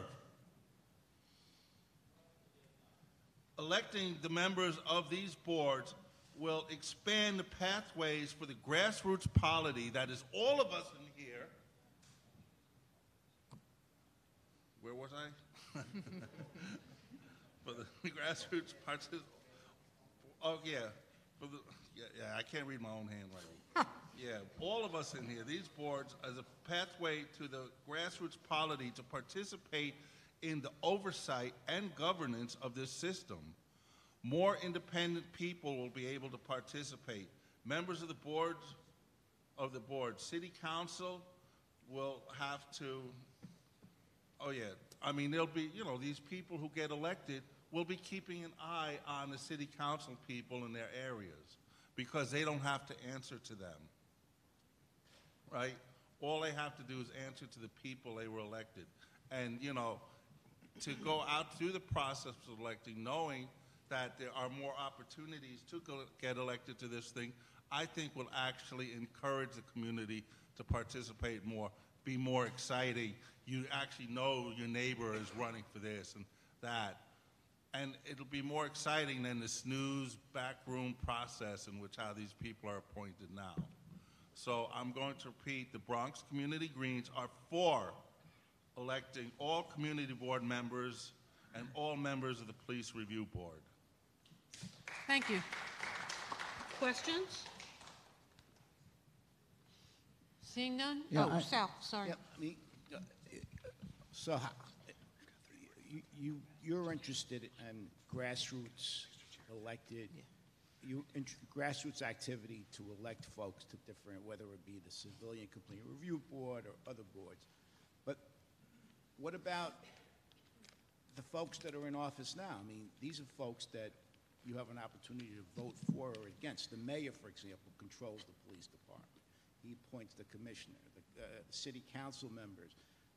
I mean, if they're not doing the job, why would more elected positions under the same process make a big difference? Well, we're talking about the community boards and the charters and whether they should be appointed or not. Of course, we're supposed to elect the mayor. Why not elect more people? What's wrong with that? There's nothing wrong with it. I mean, I didn't bring this topic up. It's community boards. Do we want elected or not? I say yes. Do you want the police review board elected? Yes. I don't even think the police should actually participate in the police review board because they're supposed to serve us. I don't think, you notice that when a police commissioner gets appointed, they have a legislative agenda? That's wrong. They're not supposed to have a legislative agenda. They're supposed to follow what we tell them. They're supposed to follow the laws that we make. They're not supposed to have an agenda. They're supposed to be a neutral body to protect all people. But when they have their own agenda, then their own institutional needs, they become alienated, and it's often at odds with serving the community. Thank you. Sal, anyone else? Thank you, Mr. Gilman. Thank you, Mr. Newsom. You're welcome. It's $10, please. Excuse me. We have 3 slips left, so I'm going to call all 3 people up. Maybe Indiana, if we could borrow your chair. Yes. And Ken Brown, Tiffany Wheatland, and Jonathan Garcia.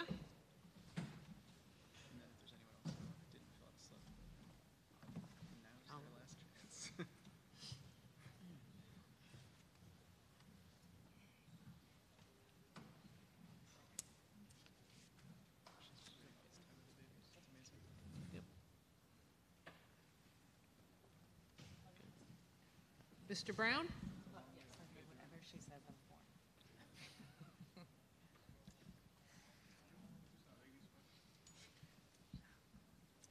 Good evening, commissioners and everyone. Thank you all for staying. We almost rose to death, so I thought I'd have to leave. Thank you for staying. My name is Tiffany Wheatland Disu. I am here before you as an educator. I teach undergraduate classes at John Jay College of Criminal Justice within the CUNY system. I also am a member of Community Board 7, where I serve where I chair the Economic Development Committee, but I'm here in my individual capacity. What I want to say to you all, I'm actually here on behalf of the Civilian Complaint Review Board to support the testimony that has been presented before you this evening, and to just to add my voice to the voices that have already spoken before me, to support this elected Civilian Review Board. And I don't think I need to rehash all the reasons why, but I want to say to you is that as an educator, I think we face, all educators in New York City, a particular conundrum, particularly at an institution like John Jay, where we educate the next wave, the next class of law enforcement personnel, whether it's district attorneys or police officers or judges, those who wish to become law enforcement in one of the greatest cities on the earth, that we live in a society in New York City, but across this nation broadly, where we're taught the ideals of justice in the walls of our classrooms, but we don't see them enacted on the streets of the cities that we live in. And at John Jay, as some of you may know, we have a particular mission to advocate, but to educate, more importantly, fierce advocates for justice. I personally take that mission very seriously, and I teach actually classes on African American and African history. In those classes, while we don't speak about policing day to day, I know that the students that I educate, which are predominantly black and brown, come from communities where, one, they are experiencing over-policing. They experience bias. They all have stories of people, families and friends that have been incarcerated or that have had run-ins with law enforcement. Some of them, as I mentioned, want to become the next class of law enforcement, and they understand that there's a crisis in our nation and there's a crisis in our city. I face a paradox in trying to help them understand that it's something that can be overcome. When the rulings for people like Eric Garner, and rest his soul, were decided, I was perplexed. What do I tell my students? How do I explain to them that we live in a system that is actually unjust? The Civilian Complaint Review Board, I think, is one small step that we can take to move our compass a bit more towards equity. I didn't actually come prepared to speak, to give testimony, but I think that I have a responsibility as a member of the community and a mandate as an educator, as I said, to just lend my voice to this discussion. And I hope that you all will seriously consider not only the personal testimony that has been presented before you, but the testimony of all of those who lay slain in our streets, those voices who we will never hear from because they no longer live. That it is important that we distribute some of that power to ensure that those who commit crime, those who kill civilians, innocent or not, should be held accountable. And how else better to do that than to shift some of that power into the hands of the people, right? A redistribution of power to the citizens of these communities which are impacted most by this sort of violence and harm. Thank you. Thank you very much. Any questions? Thank you, Ms. Wheatland Sue. Mr. Brown? Okay. I'm sorry, go ahead. I'm so sorry. Oh, okay. All right. Thank you, Mr. Garcia. Chairman Benjamin, members of the commission, thank you very much for taking our testimonies. This is an important exercise in democracy and making our great city even better. I have the privilege of being the district manager of Bronx Community Board 5. So there's a couple of items that I'd like to submit my recommendations regarding this commission. First, it's our consideration that access to planning professionals at the community board level in specific is a vital asset. Given our recent experience in the Jerome Avenue rezoning, it would have been found appropriate and vital that we have technical assistance provided to us in the form of urban planners that could have represented and articulated the concerns of our community board members in a way that conforms to the vocabulary and expertise of professionally trained urban planners. Regarding to, the proposition as it's stated in the ballot recommendation is an attractive one regarding this, to make a pool of planners available at a citywide level, which could then be afforded on a demand on a per demand level to the community boards as needed, would have been a resource that could have been much to our advantage in the rezoning process. Regarding the fair share criteria, there has been considerable agitation and consternation in our community regarding the fair share criteria as it applies to the notification and citing specifically of homeless shelters. I want to echo and reconfirm the testimony that's been given by other members that we also in our community feel burdened by these sorts of facilities. Community Board 5, I think, is the second highest concentration of shelters in the borough. It's my understanding that the fair share criteria specifically is a means of notification of the citing of burdensome community facilities, and that it is not a requirement for an affirmative consideration of burden in the community. And given the the mandate by the mayor's plan on homelessness to site shelters in communities where people originate from has an intended or unintended consequence of overburdening poor communities and underserved communities. So it, in effect, is punishing poor communities.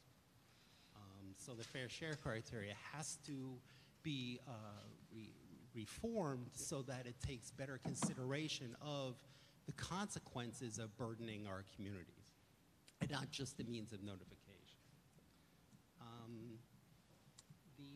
That's it. Thank you. Questions? Thank you, Mr. Brown. Now we have Mr. Garcia. Thank you for waiting, Mr. Garcia. Okay, good evening, buenas noches a todos. My name is John. I live in the neighborhood. I heard about this yesterday, so I don't have a big speech. I'm not here to, bother anybody. It's just ideas, right? Mhm. So, Let's hear them. I'm sorry? I said, let's hear them. Okay.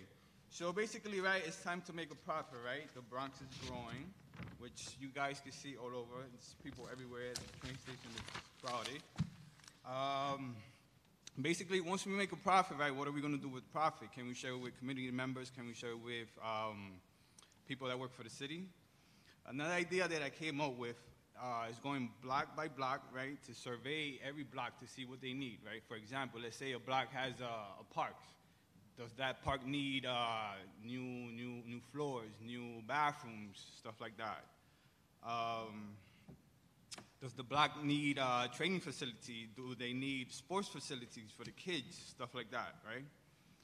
Another thing that I came up with, right, is using the space below and between, at least the train station. There's a lot of space inside the train, subways, everywhere, that, we could use for something. I don't know. I work in construction. We make up stuff out of anything. So basically have more green stations. That's what I wrote down. For example, right, we have the Botanical Garden in the Bronx, right? So I came up, maybe why not have... We have one in Brooklyn, too. Wait. MTA Indoor Botanical Garden. I don't know. Another thing, why not have, like they have in Manhattan, the Grand Station, why not we have one, BX Grand Station or something? I was about to curse, I'm sorry. Calm down. Another thing that I came up with, right, it's, we have a big coast. The BX coast is really big, right? Why not fix that? I work in Queens, and they have a section where they're fixing it with parks. Why not maybe have a park around the perimeter? Maybe high elevated, there's water problems going on now and in the future. And, another thing I came up with, right, for schools, right, it's problems with guns, right? You see this new stands outside in the street corners where you can plug your phone, right? Why not have, gun detectives around the perimeter of the schools? I don't know, it's just an idea.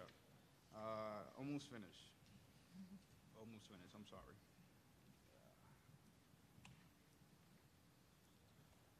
Just gotta get into my phone, right? I have too much ideas in here. Sorry. Never too many ideas. There's a problem with the drugs, right? The other day I was watching the news, K2 problem, right? I came up with the idea of why not have a deep undercover investigation to see who's selling these drugs on the street. Why not have some of these people, go undercover to see who's selling what? Who's selling the, roll-ups? Who's selling baggies? Who's selling stuff like that, right? Why not, right? Almost finished. With businesses, right? Some of these businesses, they look ugly outside. Why not, sit down with them and see what they need in the inside and the outside? Bring more people into the community so they can spend their money in the Bronx, actually. Almost finished. The parking problem, right? There's a parking problem. Why not build underground parking? Why not? The Olympics are coming. Why are we not speaking about getting the kids ready for the Olympics, right? One more thing. Why not us be the cornerstone of the nation, the Bronx? Why not? And with that, have a good day. Questions? Thank you, Mr. Cruz. Thank you, Mr. Norton. And thank you, Ms. Disu. Mr. Garcia. I'm sorry. Mr. Garcia. Oh, I'm sorry. I'm really sorry. Yeah, it is a long night. I'm sorry. I'll say it. Thank you, Mr. Brown. Ken Norton is, a boxer, so that's pretty good. You've been elevated. Mr. Norton, Mr. Garcia, and Ms. Wheatland Disu. Thank you very much. And thank you for waiting. Thank you, Madam Chair, and the rest of the board members. Thank you. Although I didn't hear a commitment about no third term, but I'm still waiting for somebody to come up and say no. We just want to surprise you. Oh, Thank you. Wait, don't leave, don't go. We're not done. Hi, how are you? Is that my second half? Wait, where's my? 32B. Sure. Oh, very good. Okay.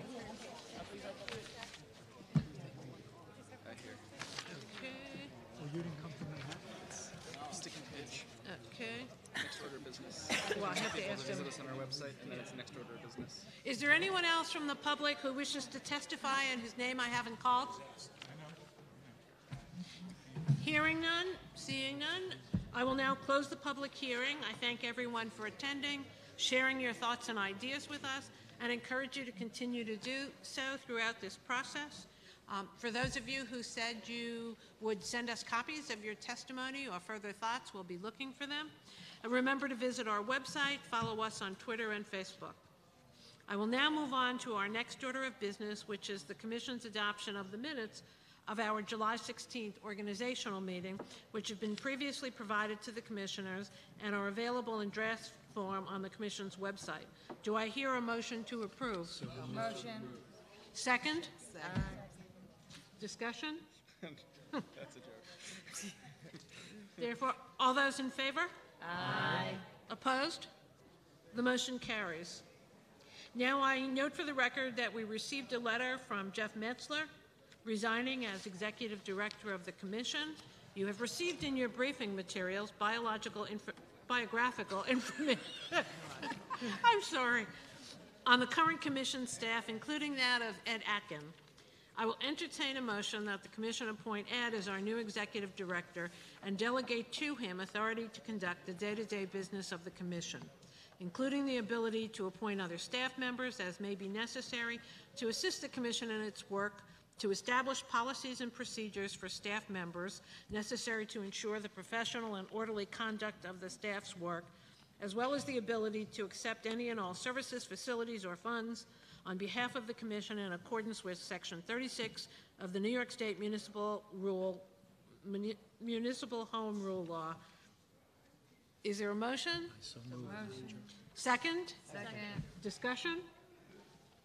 All those in favor? Aye. Opposed? The motion carries. Congratulations, Ed.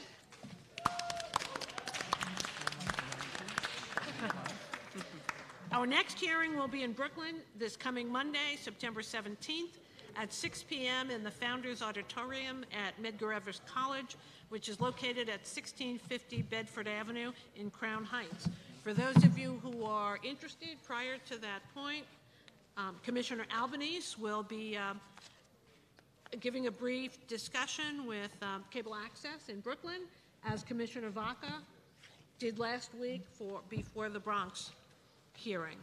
While you are more than welcome to take your written materials with you, please leave your folders and your placards with your name behind so that we may use them again at the next hearing. Yes, you can take the material. Yeah. Right, and you got it. I will now entertain a motion that this meeting be adjourned. Motion. So moved. Second. Second from, all in favor? Aye. All opposed? The motion carries, and the meeting is adjourned. Thank you very much. Good job, Madam Chair.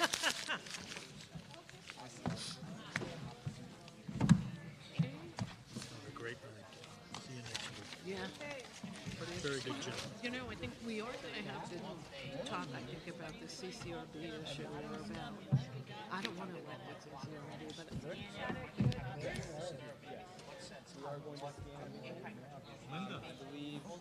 Linda. There is a process for